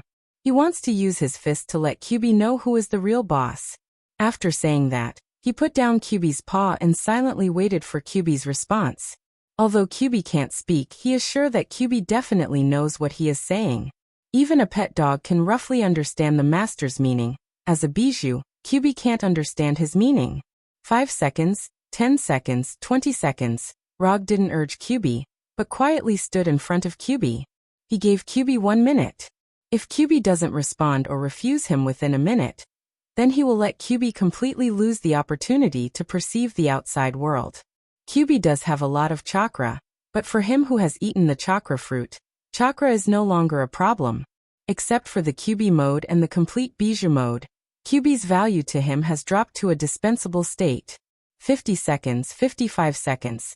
Just when Rog was about to turn around and leave the cave, and then completely seal Kyubi in the cave, Kyubi finally gave a response. Kyubi put away his paw, clenched his right hand into a fist, and then put his huge fist in front of Rog. Fist bump? Although his Kyubi is not Kurama, he still retains the habit of fist bumping. Looking at Kyubi with satisfaction, Rog also raised his right hand and bumped fists with Kyubi. When these two completely unequal fists collided with each other, a strange feeling suddenly appeared in Rog's body. Without opening the system page, he knew that this strange feeling was the feeling of perfect resonance. Kyubi finally completely recognized him. From today onwards, you'll be called 9 Circles. Rog, who is bad at naming, gave Kyubi a new name that he thought was okay. However, as soon as he said the name, Kyubi put his fist away. Dissatisfaction was written all over his face. You don't like 9 circles, what about 90,000? Kyubi continued to shake his head. 90,000 is not enough, what about 9 ropes? Kyubi still shook his head. Last time, 9 luminaries. If you still don't like this name, then you can only be called 9 circles. Although Kyubi did not understand what 9 luminaries meant, he knew that the name 9 luminaries was already much better than 9 circles and 90,000. After seeing Kyubi know now it should be 9 luminaries nodding satisfactorily, Rog continued. I won't put the seal back, you can move freely in this relatively spacious space. If there is a chance in the future, I will find a way to let you go outside and experience the real world. 9 luminaries gave him face, so Rog would certainly consider 9 luminaries' behalf. Of course, it was impossible to let 9 luminaries completely leave the seal, but he could use the reality gem to create a temporary shell for 9 luminaries, and let it experience the real world for a period of time in the outside world, just like what he did on Titan Star. After dealing with 9 luminaries, his consciousness returned to his body and he continued to check his condition. More than half an hour later he finished checking his body. Excluding the strengthening of his body, There was nothing wrong with his body and he was very healthy. There were no hidden injuries, there was nothing wrong with him, his meridian system was intact, and the amount of chakra was also very satisfactory.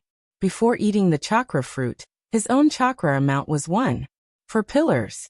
Now, his chakra amount has reached an astonishing 3.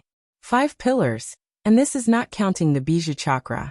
If the Bijou chakra is added, his chakra amount has reached an astonishing 4. 4 pillars.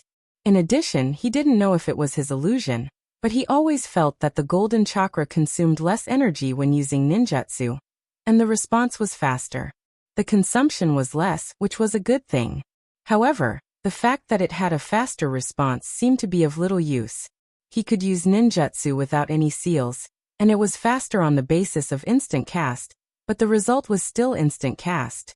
After confirming that there was nothing wrong with his current body, he began to think about the ninjutsu that Otsutsuki Kagaya had. Infinite Tsukuyomi was not needed, he had no intention of ruling the world. However, he was still very interested in ninjutsu like Yomi-bai, Heaven's Defense, 80 Gods Air Attack, Grey Bone, and Expansion Truth-Seeking Ball.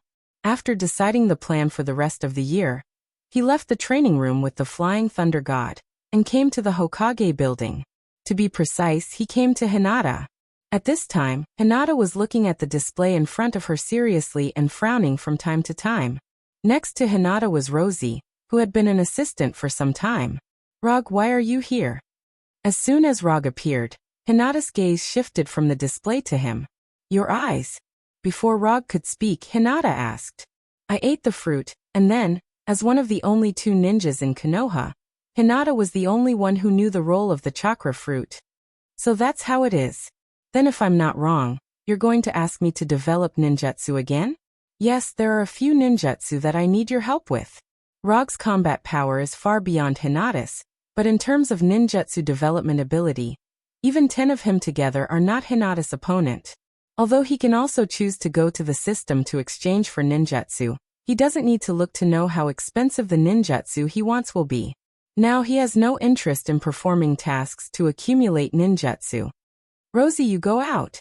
Hinata didn't directly answer Rog, but asked Rosie to leave the office. When Rosie left the office and closed the door, Hinata continued, "Tell me, what kind of ninjutsu are you going to develop this time?"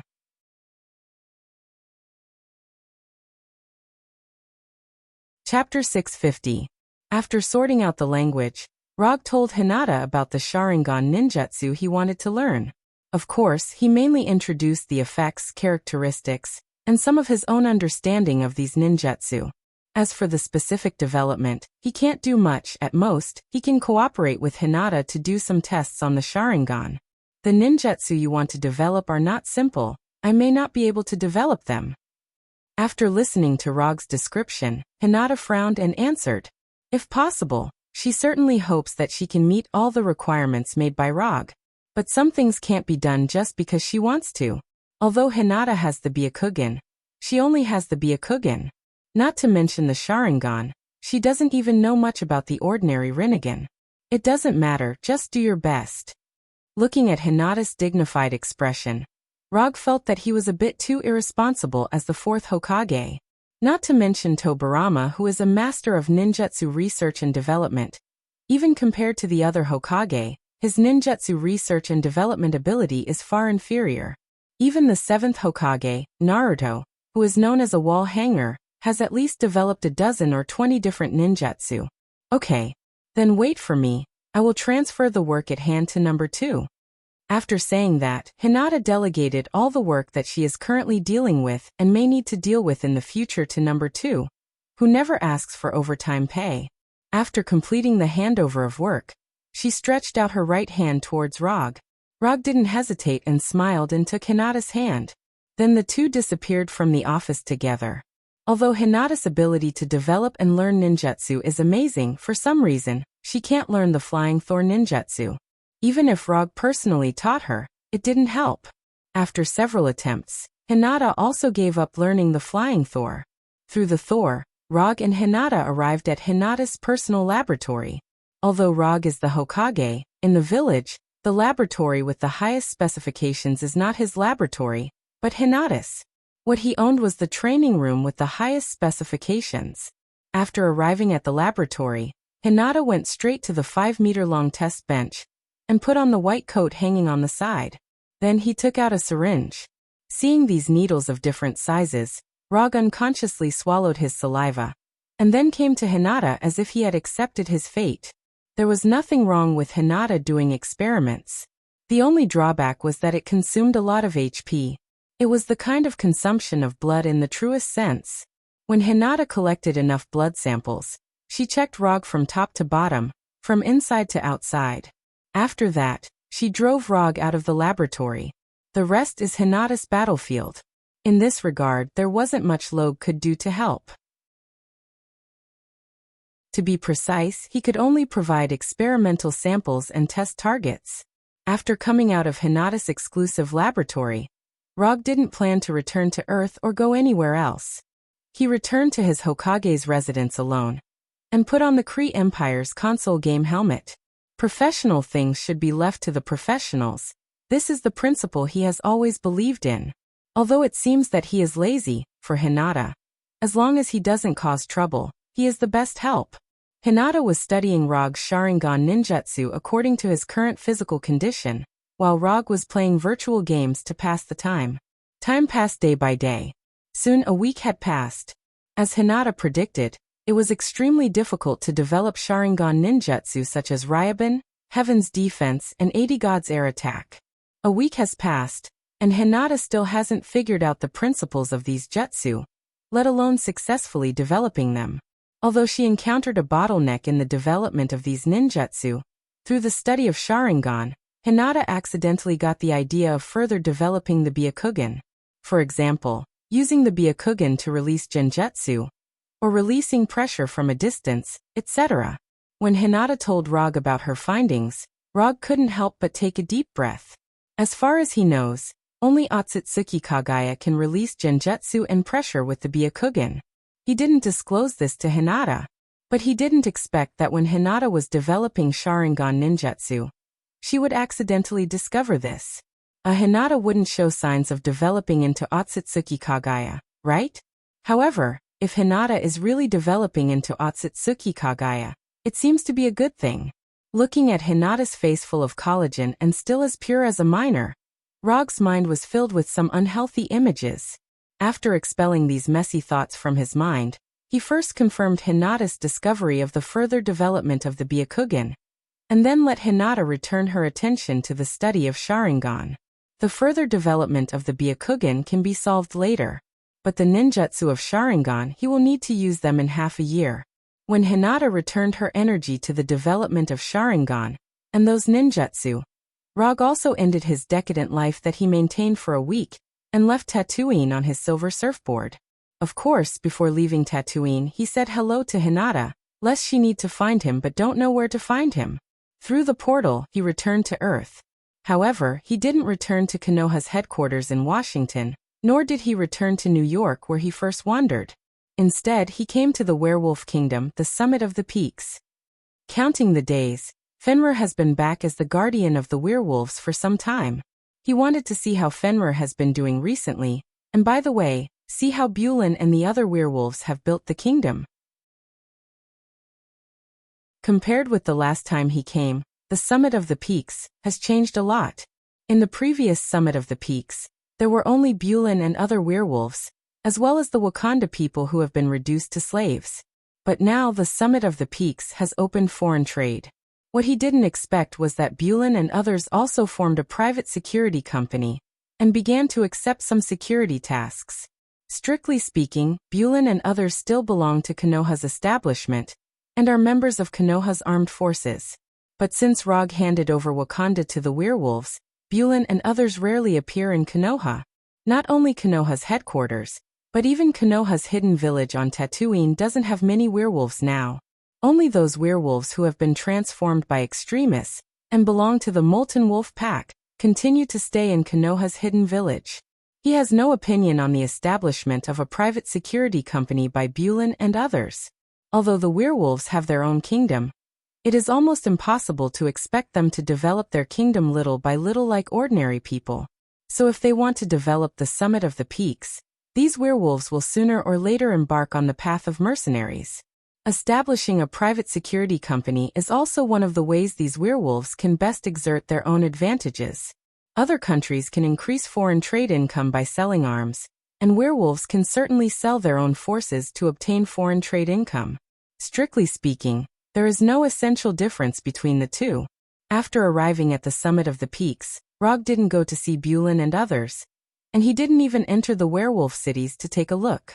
Instead, he stepped on the silver surfboard and flew directly towards Fenrir's location. He didn't know if it was his illusion, but after he became a divine father, to be precise, after eating the chakra fruit, he felt that he was becoming less and less interested in other things. Even the console games that he used to like very much in the past can't bring him any excitement now. If it's described in a more artistic way, he feels that he seems to be less and less human now. He doesn't know if this is the change brought about by the improvement of his life essence after becoming a divine father, or the change brought about by eating the chakra fruit. But he instinctively felt that this change was not what he wanted. He didn't know how long this weakening of humanity situation would last, and he wasn't sure what this change would eventually become. But there was one thing he was sure of, and that was that he did not want to become a god who was uninterested in anything and everything. So, he returned to Earth and planned to find someone to talk about this issue specifically. Among the people he knew, there were not many people who could give him advice in this regard. To be precise, there was only one wolf and one person. The wolf must be Fenrir. Fenrir was promoted from a magical beast to a demigod creature, and in this regard, he should have a similar experience. As for that person, of course, it was his magic teacher, Ancient One. Ancient One was a divine father, and he walked step by step from an ordinary human to a divine father. What Rog was experiencing now, Ancient One had experienced it before. However, instead of going directly to Ancient One, he planned to see Fenrir first. After all, there were some things that he could talk to Fenrir about, but he couldn't talk to Ancient One. On an unknown mountain peak, Rog saw Fenrir lying on the top of the mountain with a bored expression on his face. "Why are you here?" Fenrir raised his head and asked first. "Nothing. I just came to see you." After that, Rog jumped off the surfboard and went directly to Fenrir's side and sat down leaning on Fenrir. "Your smell has changed. It doesn't smell as good as before." As soon as Rog sat down, Fenrir continued. "I have experienced some things recently, and my body has changed a little." Rog explained briefly. What Fenrir said about the smell changing was not that there was any smell on his body, but that his current aura was very different from before. Others may not be able to perceive it, but Fenrir, as a demigod, can easily discover this. Even if Rog has concealed his own aura, it still can't be hidden from Fenrir. Do you feel that your humanity is getting less and less?" Fenrir glanced at Rog beside him and asked silently. "You can see that too? It seems that after becoming a demigod, your harvest is not small." Rog said with a smile, and touched Fenrir's white hair by the way. "Because I am the same now. I feel that my wolf nature is getting weaker and weaker." Fenrir leaned his head close to Rog and said with a lonely face. "In the beginning, I was Hela's war pet.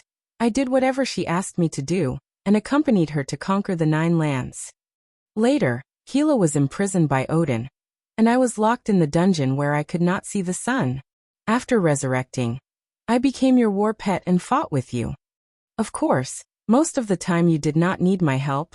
You could defeat all the enemies by yourself. After following you, I met Blackie and the others, and I had a good time in Konoha, but there were no fights, and it was a little boring. Later, you fed me the shard of divinity and took me to Warnerheim to see Hela, and let her solve the small problems in my body. Finally, I became what I am now, a demigod creature." Fenrir's tone was flat as he described his past, like an old man recalling his youth. "But after becoming a demigod creature, you feel that everything has changed. You seem to have lost interest in everything, and you even like to recall the past life more and more, right?" Rog said while stroking Fenrir. "Yes, Hela told me that this is because I already have divinity. But I still feel that the days before when I was heartless and only needed to fight and live according to the master's orders were more pleasant." Speaking of this, Fenrir's tone became more lonely. Get up, let's fight. Before I only used the wooden dragon and the wooden man to beat you. Now I want to train you personally. Rog stood up directly and said to Fenrir with a serious face. Now. Otherwise, do you need to pick a special day? This is what you said. Even if you are my master, I will not hold back. I don't need you to hold back. If you can beat me, it's your ability. After that, Rog's body shone with a golden light, and he hooked his finger toward Fenrir. He originally intended to learn some experience from Fenrir, but he did not expect Fenrir to be more confused than himself. At least he knew what he had to do in the future. But Fenrir directly entered the state of recalling his youth, like an old man waiting for the end of his life. In order to let Fenrir, a new demigod, find some goals in his wolf life, he planned to train Fenrir personally. At the same time, he wanted to test how strong he was as a heavenly father. When Rog's body shone with a golden light, Fenrir also stood up and looked at him condescendingly. Then a claw was sent toward him. Heavenly Father Rog versus demigod Fenrir. It officially began.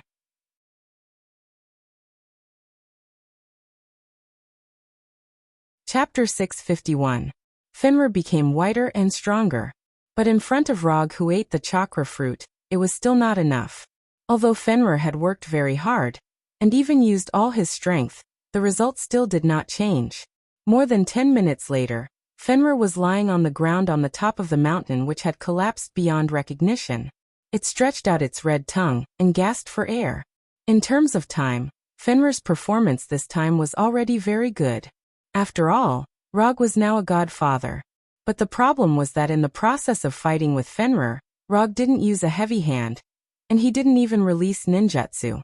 He only relied on his current unreasonably strong body and his own close combat skills to completely beat Fenrir to the ground. It was not particularly easy for him to defeat Fenrir, who was already a demigod creature, by relying only on physical strength. Although Fenrir's body was a bit big, his agility and speed were not bad. Several times, Rog's arm was almost bitten off by Fenrir. However, the person who won in the end was still him. When Fenrir was lying on the ground to recover his strength, Rog did not hesitate to lie directly on Fenrir's body, calming his somewhat chaotic breath. Although Rog fought with Fenrir in order to let Fenrir find the goal of wolf life, but he had to say that after venting on Fenrir, he also regained some of his previous feelings. He regained the pleasure of enjoying the battle and defeating the enemy. Are you hungry? After lying on Fenrir for more than 10 minutes, Rog suddenly said, I'm not hungry. Although the battle just now was fierce, for Fenrir, who was already a demigod, he didn't need to eat to replenish his strength. I'm not hungry, but I just want to eat something now. Do you want to join me? After hearing Rog's words, Fenrir looked at him with a look of caring for a retard. After more than 10 seconds of silence, Fenrir slowly opened his mouth and said, Do you think my body type is suitable to go out and eat with you? What's wrong with that? You're the guardian of the werewolves. If you want to eat, who would dare to stop you? Speaking of which, I don't think we've ever had a meal together. Rog recalled his previous interactions with Fenrir, but he couldn't find any memories of them having a meal together.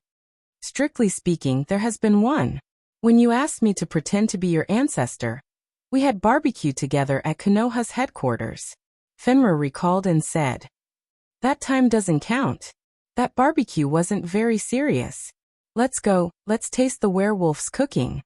After that, Rog rode on Fenrir's back and patted his head. Fenrir sighed helplessly, stood up, and carried Rog to the nearest werewolf city. Tens of minutes later, a city with a werewolf aesthetic appeared in front of them. Although they were all built with reinforced concrete, the style of the city was completely different from that of other countries. Wild. This city had a wild nature that other cities didn't have. The arrival of Rog and Fenrir quickly attracted the attention of the werewolves in the city. After explaining the purpose of their visit to the werewolves in front of them, they soon had an exclusive box, as well as a bunch of chefs and waiters. Although werewolves were not ordinary humans, their cooking methods were similar to humans. If there was a difference, it was that the werewolf's diet was mainly meat. In other words, it was all meat. For this meal, Rog and Fenrir ate for a long time. 2 hours later, they left the city under the gaze of the werewolves. Well, that's it for today. I'll come to you next time when I have time. After summoning the silver surfboard in front of him, Rog opened the portal to Kamartaj and disappeared with the surfboard in front of Fenrir. After Rog walked into the portal, Fenrir wanted to say something, but in the end, he didn't say anything. Kamartaj was still the same. There was no change. A sorcerer practicing spells, a sorcerer reading a book, a sorcerer basking in the sun. After taking a look at these sorcerers, Rog walked towards the hall that had not changed for thousands of years. As before, Ancient One was still sitting in the fixed position, brewing the fixed honey tea, and shaking the folding fan that never left his side. Teacher. After saying hello to Ancient One, Rog let the silver surfboard float aside and sat opposite Ancient One. Ancient One first glanced at the floating silver surfboard, and then set his eyes on Rog. It seems that you have also taken that step. Ancient One said it very euphemistically, but Rog knew that she was talking about him becoming a divine father. Yes, this is something that was decided early on. While talking, Rog picked up the teapot on the table and poured a cup for Ancient One, and then poured a cup for himself. Looking at you, you should have encountered that problem too. Tell me about it. It's easier to talk to smart people, and you don't need to start a topic at all. After taking a sip of the honey tea that had not changed at all, Rog told Ancient One about the change in his mentality after becoming a divine father. After listening to Rog's story, Ancient One did not answer his question directly, but looked at him very seriously. Just when Rog was a little scared by Ancient One finally spoke. You can only find the answer to this question by yourself. If you can't find it, you can go to the multiverse and have a look.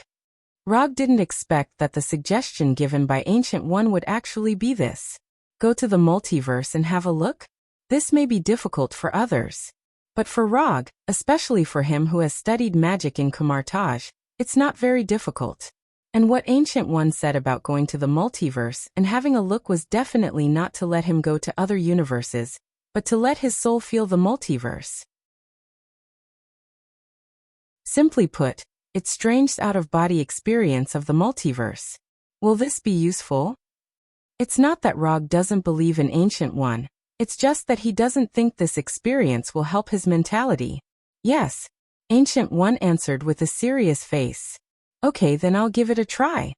Although he instinctively felt that this method would not work, but since Ancient One said so, there is no loss in trying it. After taking a few deep breaths, Rog cast an out-of-body magic, and let his soul leave his body. Just when he was about to actively sense the multiverse, Ancient One suddenly stood up and came to him with a folding fan. Before he could understand what Ancient One was going to do, Ancient One's palm patted directly on the chest of his soul. No. Actively sensing the existence of the multiverse and passively sensing the multiverse are two completely different things. Simply put, it's the difference between having the initiative and not having the initiative.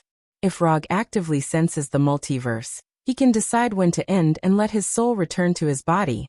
But if it's passive sensing, then it depends on when Ancient One will let him come back. When he saw Ancient One's right palm coming towards him, he instinctively wanted to end the out-of-body experience. However, in front of Ancient One, whose magic level is several levels higher than him, he has no room for resistance. In just a moment, he felt his soul floating into outer space. Then, as if passing through a black hole, he entered the bizarre multiverse. Although he knew that Ancient One would not have the idea of hurting him, this experience of being forcibly sent to the multiverse still made him feel a little uncomfortable. However, his displeasure quickly disappeared, because the indescribable feeling of his soul experiencing the multiverse quickly occupied all his thoughts. When his soul entered the multiverse, he lost his perception of time and space. He was like a fallen leaf that had fallen into the river, allowing the river to take him to an unknown territory. Rog doesn't know how long he has been wandering in the multiverse, nor does he remember how many strange worlds he has experienced. The only thing he can be sure of is that he is becoming calmer and more adapted to this indescribable strange feeling. When his soul was finally pulled back to his own body, he found that he was not in the hall, but in the room where he had lived. At this time, he was lying on the wooden bed that was many times older than him. Beside the bed was Strange, who was wearing a hovering cloak. How long have I been gone? Judging from the room he is currently in, his soul should have been wandering outside for a long time. But for how long he can't be sure. 10 years. Strange glanced at Rog and said calmly, 10 years. Rog looked at Strange as if looking at an idiot. Although he doesn't know how long he has been in the multiverse, it is definitely not 10 years. Not to mention anything else, his body has long ceased to exist after 10 years of not eating or drinking. Your joking level needs to be improved. After rolling his eyes at Strange, Rog stood up and moved some stiff body.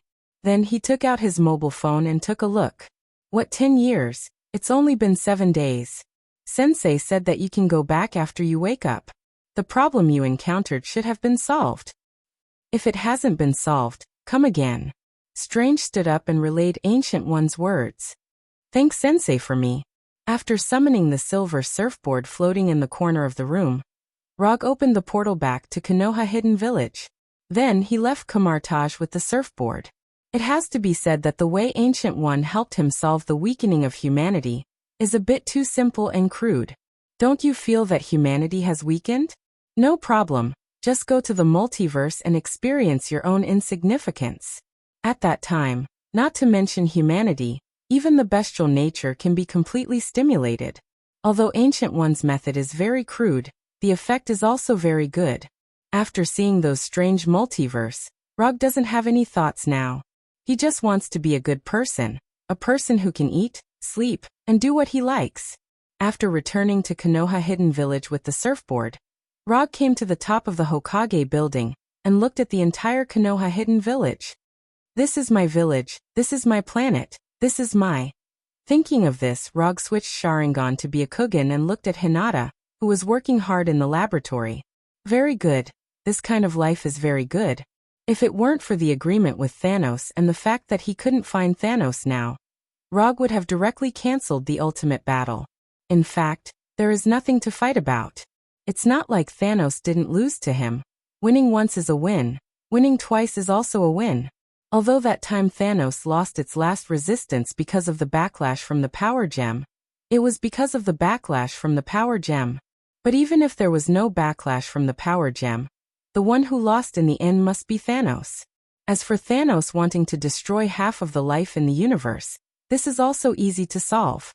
Just give Thanos a few books on the sustainable development of Sanya family and family planning. There are many ways to solve the problem of too many people resulting in insufficient resources. Why do you have to use the most crude and ineffective one? With the reproduction rate of human beings and other intelligent creatures, eliminating half of the life in the universe at once is not a solution to the problem at all. It's just pushing the time of the problem back.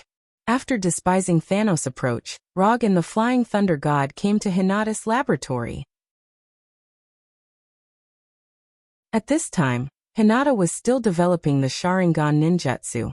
Her beautiful long black hair was tied into a simple ponytail, and although the white coat on her body covered the curves of her body, it still revealed a charming back. Looking at Hinata, who put almost all her energy into the research, Rog came to her side and grabbed her right hand. Don't study it, give yourself a vacation. After that, Rog didn't wait for Hinata to answer, and the Flying Thunder God took Hinata back to the Hokage's residence. What do you want to eat tonight? Chinese, French, or Italian? While talking, Rog picked up the kitchen apron and skillfully put it on. Chinese food. Okay, Miss Hinata, the Chinese food you want will be delivered to you right away. Opening the refrigerator and taking a look, Rog began to make the only home-cooked dishes he knew. Hinata, on the other hand, sat at the dining table and looked at his back with a gentle face. Early the next morning, Hinata wanted to return to the laboratory to continue the experiment, but before she could get up, she was pulled back to bed by Rog. You're on vacation now, so you don't have to go to the laboratory. After being sent to the multiverse by Ancient One for a week, Rog's mentality changed a lot. Whether it's strength or power, it's not the most important thing. What's important is the person he wants to protect. As for the rest, he doesn't care. Isn't there a decisive battle between you and Thanos? Hinata leaned on Rog's shoulder and asked softly. Don't worry about him. Even if it's me now, I can still beat him down. It doesn't matter if I have those ninjutsu or not. If he really becomes stronger than me, then I'll stand him up and let him fight with Ancient One.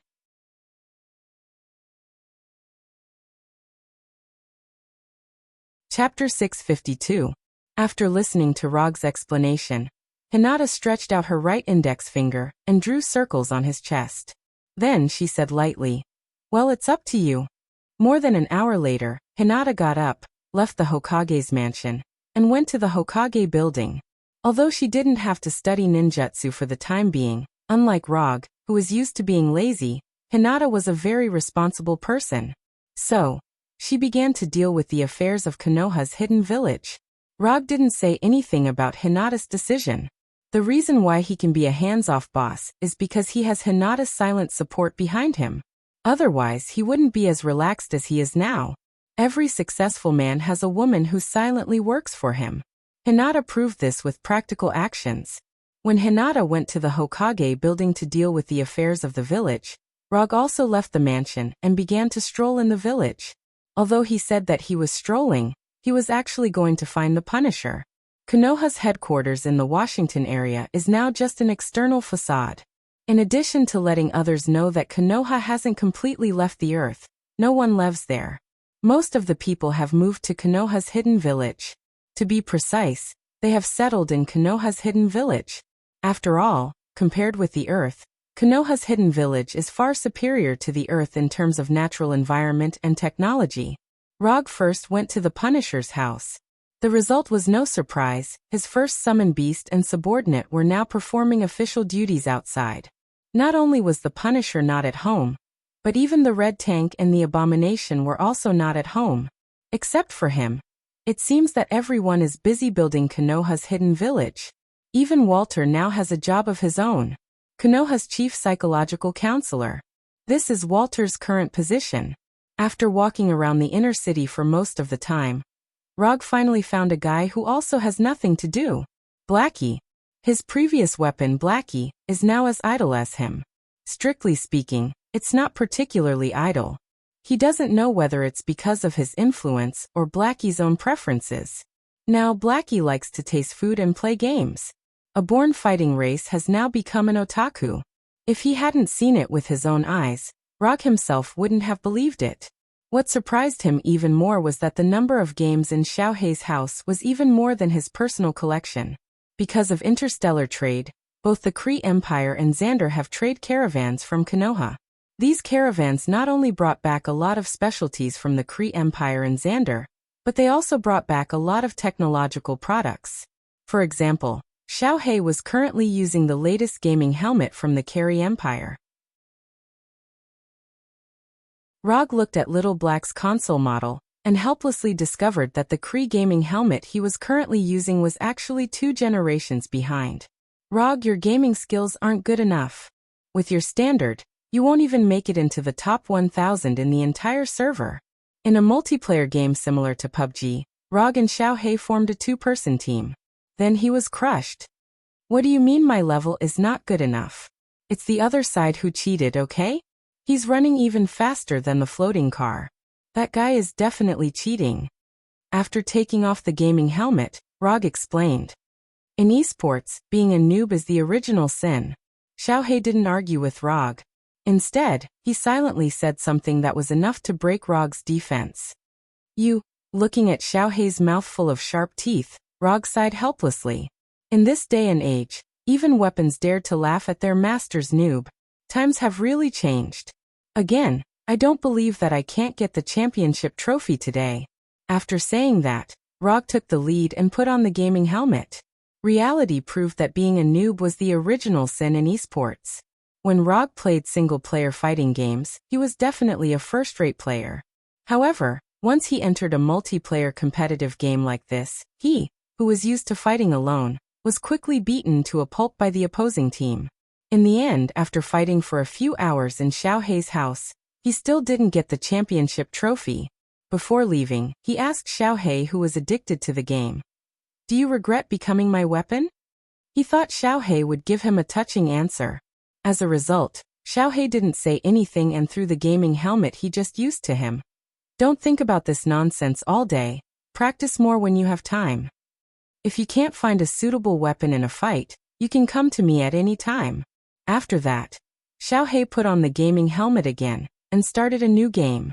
Looking at Xiaohei lying on the sofa with a helmet on, Rog didn't say anything else and left Xiaohei's house for the next destination. Punisher, Abomination, Red Tank, Dr. Connors, Daisy, Moonstone, Quicksilver, Walter, except for Venom, who still stayed with Eddie on Earth. Rog spent the afternoon visiting each of them. Although they all had their own jobs now, he had a reasonable reason that no one could find a problem with. The fourth Hokage inspected the various jobs in the village. After enjoying a dinner made by Walter at his house, Rog returned to the Hokage's mansion. He spent a day specifically to understand the current lives of others. After confirming that everyone was doing well, he felt a lot more at ease. At least, he didn't let these people who followed him have a bad life. In the following days, he began the boring life of cultivation again. To be precise, it can't be said to be cultivation. It should be to thoroughly adapt to his body after being strengthened by the chakra fruit. While adapting to his body, he also digested Njord's God King's authority. He didn't accept Njord's authority in the ocean and storm domain, but used the energy in it to temper his body little by little. At the same time, he began to learn how to control universal energy. If he wants to go further in the Divine Father level, universal energy is a hurdle that can't be bypassed. Only by learning how to control these universal energy can it be possible to break through the limits of the Divine Father level and advance to a higher level. The system can't provide him with any help in this regard. However, the Silver Surfboard makes up for his shortcomings in this regard. To some extent, the Silver Surfboard is a solidified and self-charging universal energy entity. By studying the Silver Surfboard, he can find a way to control and use universal energy. However, this obviously isn't an easy thing to do. When he began to study universal energy, Hinata also resumed her research on the Sharingan ninjutsu. Although Hinata didn't put all her energy into research, she didn't stop the relevant research either. Time passed little by little, and unknowingly, 3 months have passed. In these 3 months, Rog thoroughly adapted to his strengthened body and learned a way to use universal energy from the Silver Surfboard. In order to understand more about universal energy that can't be classified by attributes and properties, he also went to Asgard and stayed in Asgard's royal library for more than half a month. As a long-established universal civilization, Asgard's research on universal energy is not in the minority. It's just that because of tradition and his physique, Asgard didn't study universal energy as a main force. Compared to the energy of the universe, Asgard's research was mostly about the divine power. But even so, Asgard's information has helped Rog a lot. Coupled with the copy of the book collection that he had obtained from the Vanir gods, it only took him 3 months to upgrade himself from a novice in the field of cosmic energy to a slightly knowledgeable researcher. However, research is research, the specific application is obviously not so simple. After 3 months of trial and error, he had only grasped some of the basic methods of using it. For example, relying only on his physical body to survive in outer space, and using universal energy to restore his physical strength and energy, etc. In addition to him, in the past 3 months, Hinata's research has also gained a lot. Although the number is not a lot, Hinata has successfully developed 3 Sharingan ninjutsu: 80 God's Airstrike, Expanding Truth-Seeking Ball, and Killing the Grey Bone. As for Infinite Tsukuyomi, Heaven's Defense and Yomiuri, she hasn't been able to study them yet, but she has a general idea. It has to be said that Hinata's talent in ninjutsu research and development is really amazing. When she put the complete information of the 80 Gods Airstrike, Expanding Truth-Seeking Ball, and Killing Grey Bones in front of Roger, Roger once again doubted who was the real transmigrator. Compared with Hinata, he, the real transmigrator, is not an ordinary scum. Although he was a little surprised that Hinata actually developed these 3 ninjutsu, he still happily accepted the information and devoted himself to cultivation. No one will dislike their own strength. This is the same as no one on earth will dislike their own money. Saying that I have no interest in money is just a matter of listening to it. If anyone really believes it, then there is a real problem with their IQ. Rog, who originally planned to give himself a small vacation, began to cultivate again. But this time, he didn't cultivate universal energy or his body, but the 3 ninjutsu that require Sharingan. 1 week later. For Konoha's hidden village, this day is no different from the past. But just after noon, Konoha's security team received a very flamboyant invasion signal. In the outer space of Tatooine, a very famous giant spaceship appeared. Behind this giant spaceship, there is a fleet that is enough to start a planetary war. Temple number 2. At this time, the giant spaceship that came to the outer space of Tatooine was the flagship of Thanos' Tyrant, Temple number 2. Rog, who was practicing ninjutsu in the training room, received a report from number 2. However, he didn't immediately go to the Hokage's office, but returned to the mansion to take a bath. Then he changed into clean clothes and put on the Haori of the 4th Hokage, and the Flying Thunder God came to the Hokage's office. When he came to the office, the Punishers and others who hold important positions in Konoha were already there, silently waiting for his arrival. Rog glanced at the Punishers, motioned them to sit down, and then said to number 2, "Number 2, tell me the current situation." Temple number 2 is approaching the planet at full speed, and is expected to arrive in 10 minutes. It has been confirmed that it is Thanos Tyrant's Temple number 2, and the fleet behind it is Thanos Tyrant's Vanguard Guard Corps. The other party is maintaining silence and has not responded to any messages.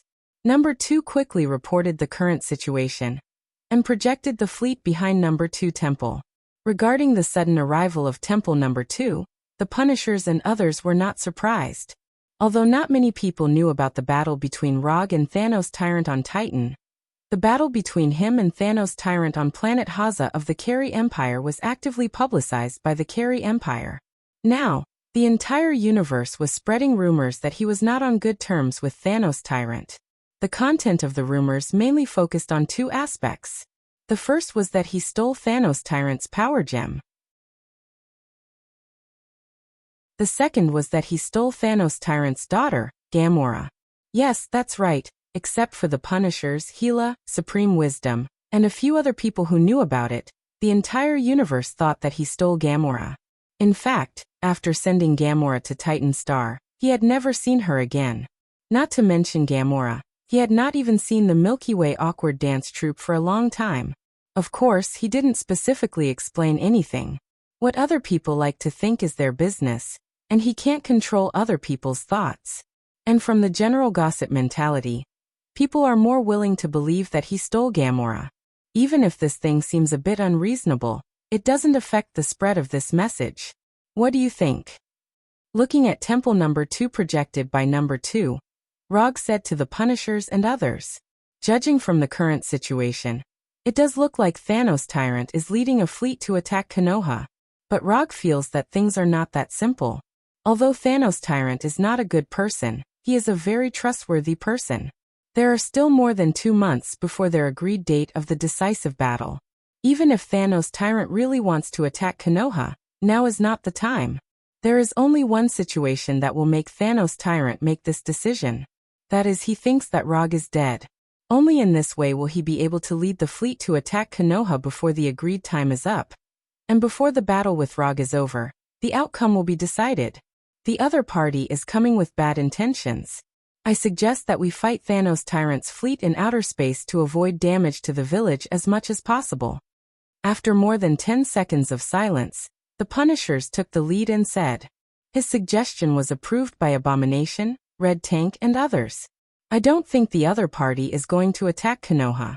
If they really want to attack Konoha, they won't just fly at this speed. This is completely to give Konoha enough time to prepare." Daisy also expressed her opinion. When Daisy expressed her opinion, the office once again fell into a silent atmosphere. The entire army enters level 1 alert. Wait for my order to set off at any time. I'll go and meet Thanos Tyrant first.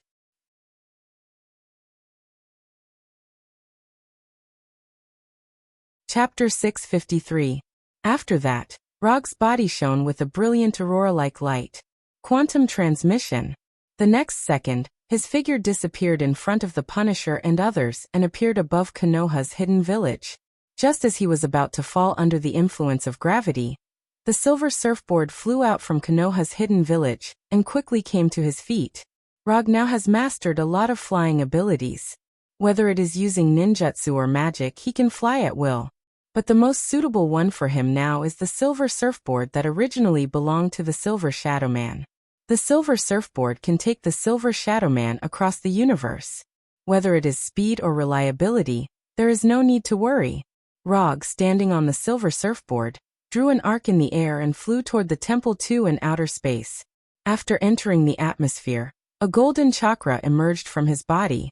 Although he can now use cosmic energy to cross the universe, the visual effects are still necessary. That's right, the golden chakra released by him now is purely to add some visual effects to himself. When he just flew out of Tatooine's atmosphere, the explorers on the Temple 2 sensed his existence, and the muzzles on the spacecraft pointed in his direction. But until he reached the second temple, these cannons didn't fire a single cannonball or energy beam. Looking at the hill-like Temple 2 in front of him, Rog did not speak.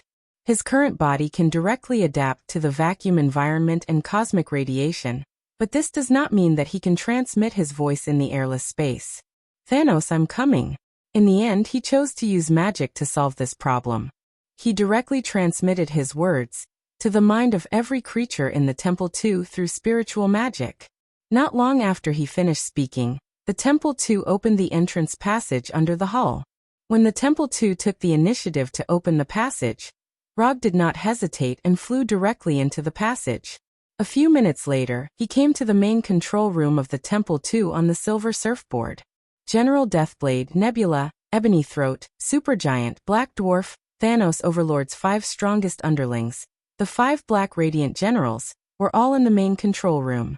In addition to the Dark 5 generals, he also saw another adopted daughter of Thanos, Gamera's sister, Nebula. Where is Thanos? Although he was alone and in the second temple, he did not show the slightest fear. On the surface, it looked like he was trapped in the enemy camp.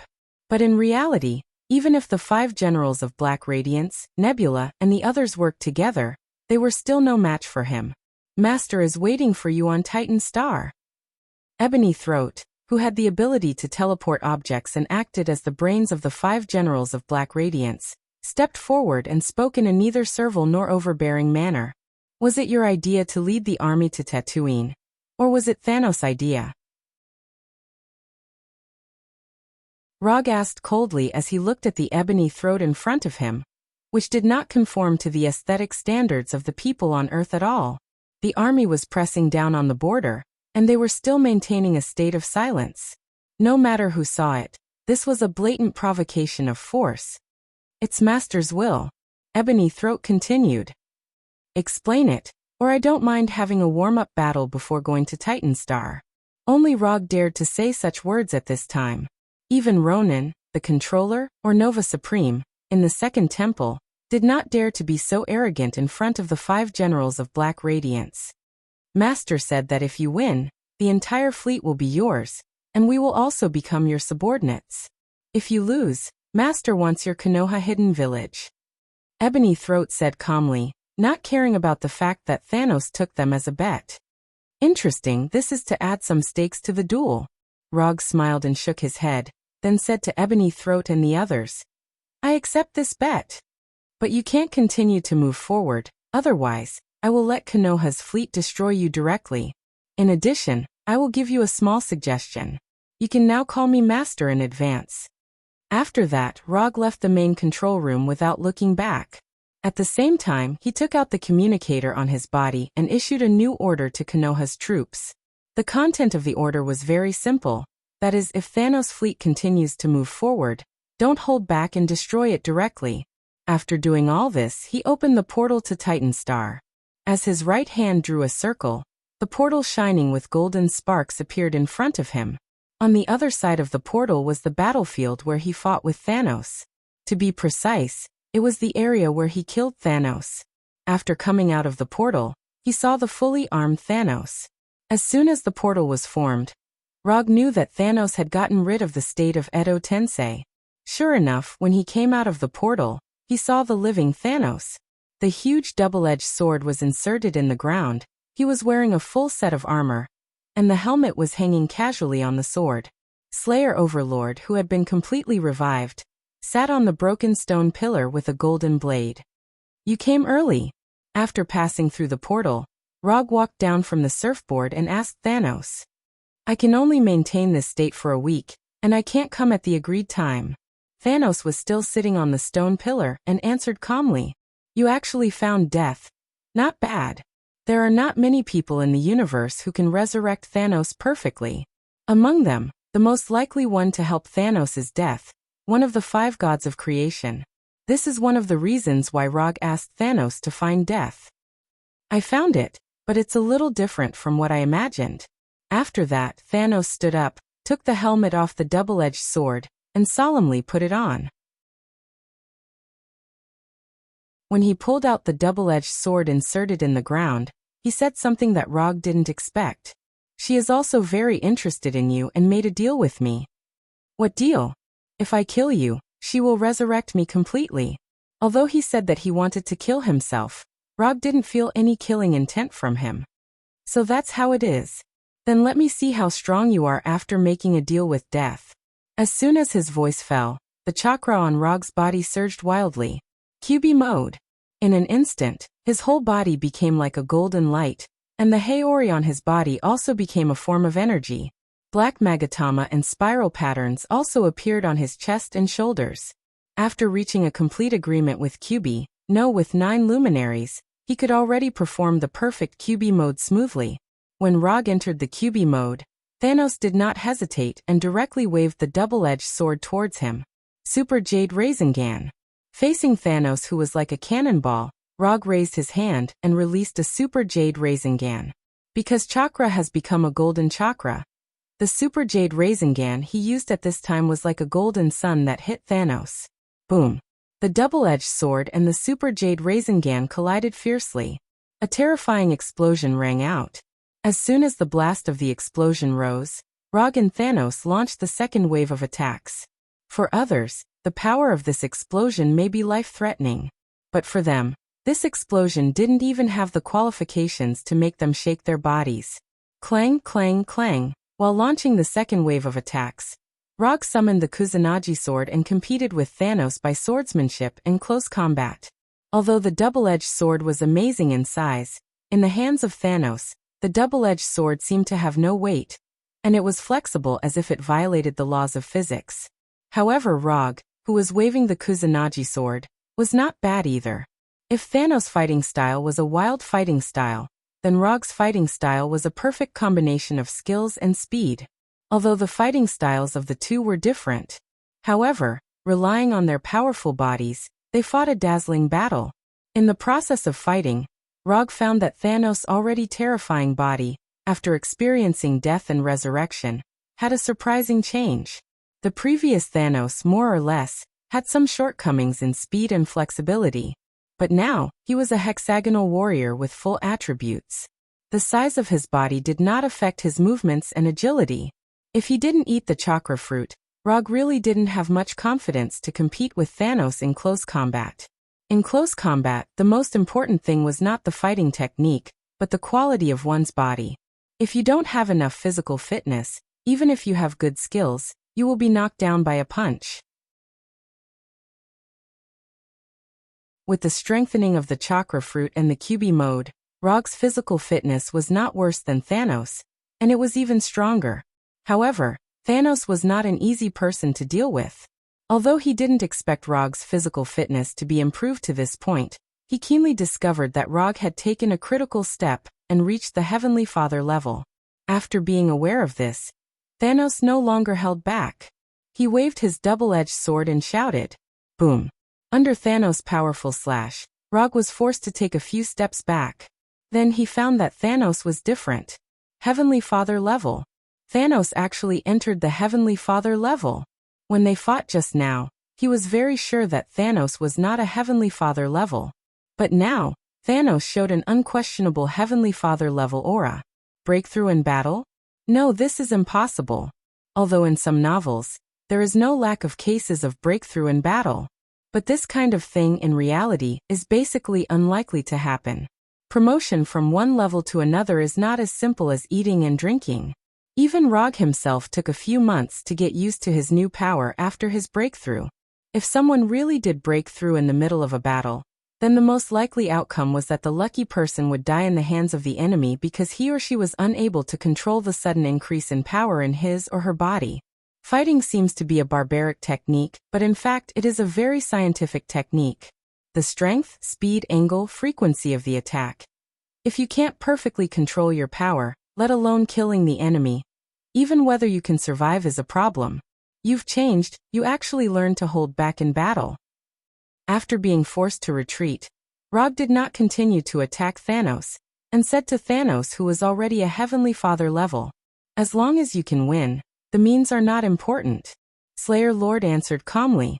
In the past he really disdained to play these means, but after fighting with Rog once, his mentality has undergone some subtle changes.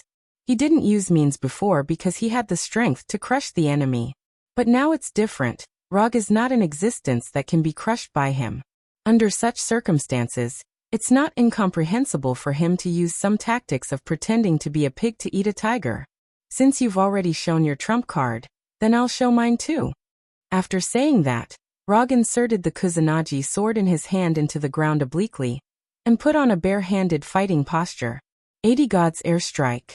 Shaking the sky with immortal Tao, attacking and defending in one, a merciless fist. Under the gaze of Thanos, a golden chakra appeared in Rog's palm. In the next second, countless fists formed by the ultimate chakra emerged in an instant, and attacked Thanos like a meteor shower. Boom. Boom. Boom. Compared with the fist of Top Buddha, the fist of 80 God's airstrike did not have the kind of earth-shattering shock. But in terms of power, the power of 80 God's airstrike was no worse than Top Buddha.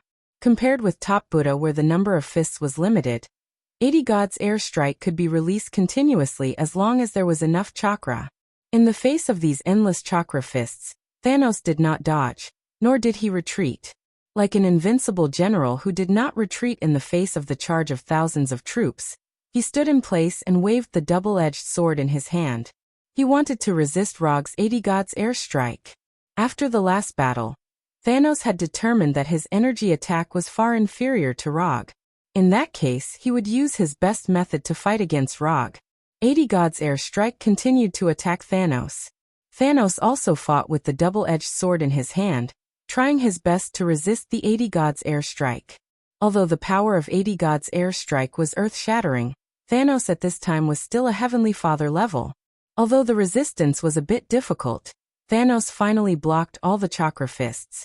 As the price, the double-edged sword in his hand and the armor on his body were completely shattered by the 80 God's airstrike. You are very. After resisting Rog's 80 God's airstrike, Thanos was just about to say something when he saw Rog's right hand raised high. A huge black ball like a black hole appeared in his hand. Inflated truth-seeking jade. Rog was not interested in explaining to Thanos what the inflated truth-seeking jade was. After this huge truth-seeking jade was formed, he did not hesitate. His legs suddenly exerted force and directly attacked Thanos. It could obliterate all properties, turn the world into nothingness, and it was also the starting point of a new space. The inflated truth-seeking jade could devour all types of energy and hide the power to turn the world into nothingness. In terms of power, the inflated truth-seeking jade was his strongest single-target attack skill. Even the Bijadama launched by the complete-tailed beast form could not be compared with the inflated truth-seeking jade. Rog did not intend to let the decisive battle become a protracted battle. From the moment he entered the nine-tailed mode, he was ready to end the battle quickly. And this inflated truth-seeking jade was the final killing move he prepared for this battle. Looking at the inflated truth-seeking jade getting closer and closer to him, Thanos still had no intention of retreating. Since he started fighting, he had never taken a step back. Not in the past and not now either. When the inflated truth-seeking jade came in front of him, Thanos clenched his right fist and threw the strongest punch in his life. Boom. When everything returned to calm, Rog removed the nine-tailed mode and came to the huge pit that seemed to go straight to hell. He won, and there was no suspense. Although Thanos threw the strongest punch at the last moment, In front of the inflated truth-seeking jade, the outcome would not change. After standing in front of this huge pit and staring at it for a few minutes, he opened the portal back to Konoha's hidden village. Although Thanos died under the inflated truth-seeking jade, he didn't know why, but he always had a hunch that he would see this guy with the title of Crazy Titan in the future. Forget it, don't think about it. Let's talk about the future later. After summoning back the silver surfboard that only played the role of transportation, he looked back at the Titan star that was gradually dying. Then, without looking back, he walked into the portal and returned to Konoha's hidden village. You're tuning in to the Lee Mei's Wuxia Whispers YouTube channel.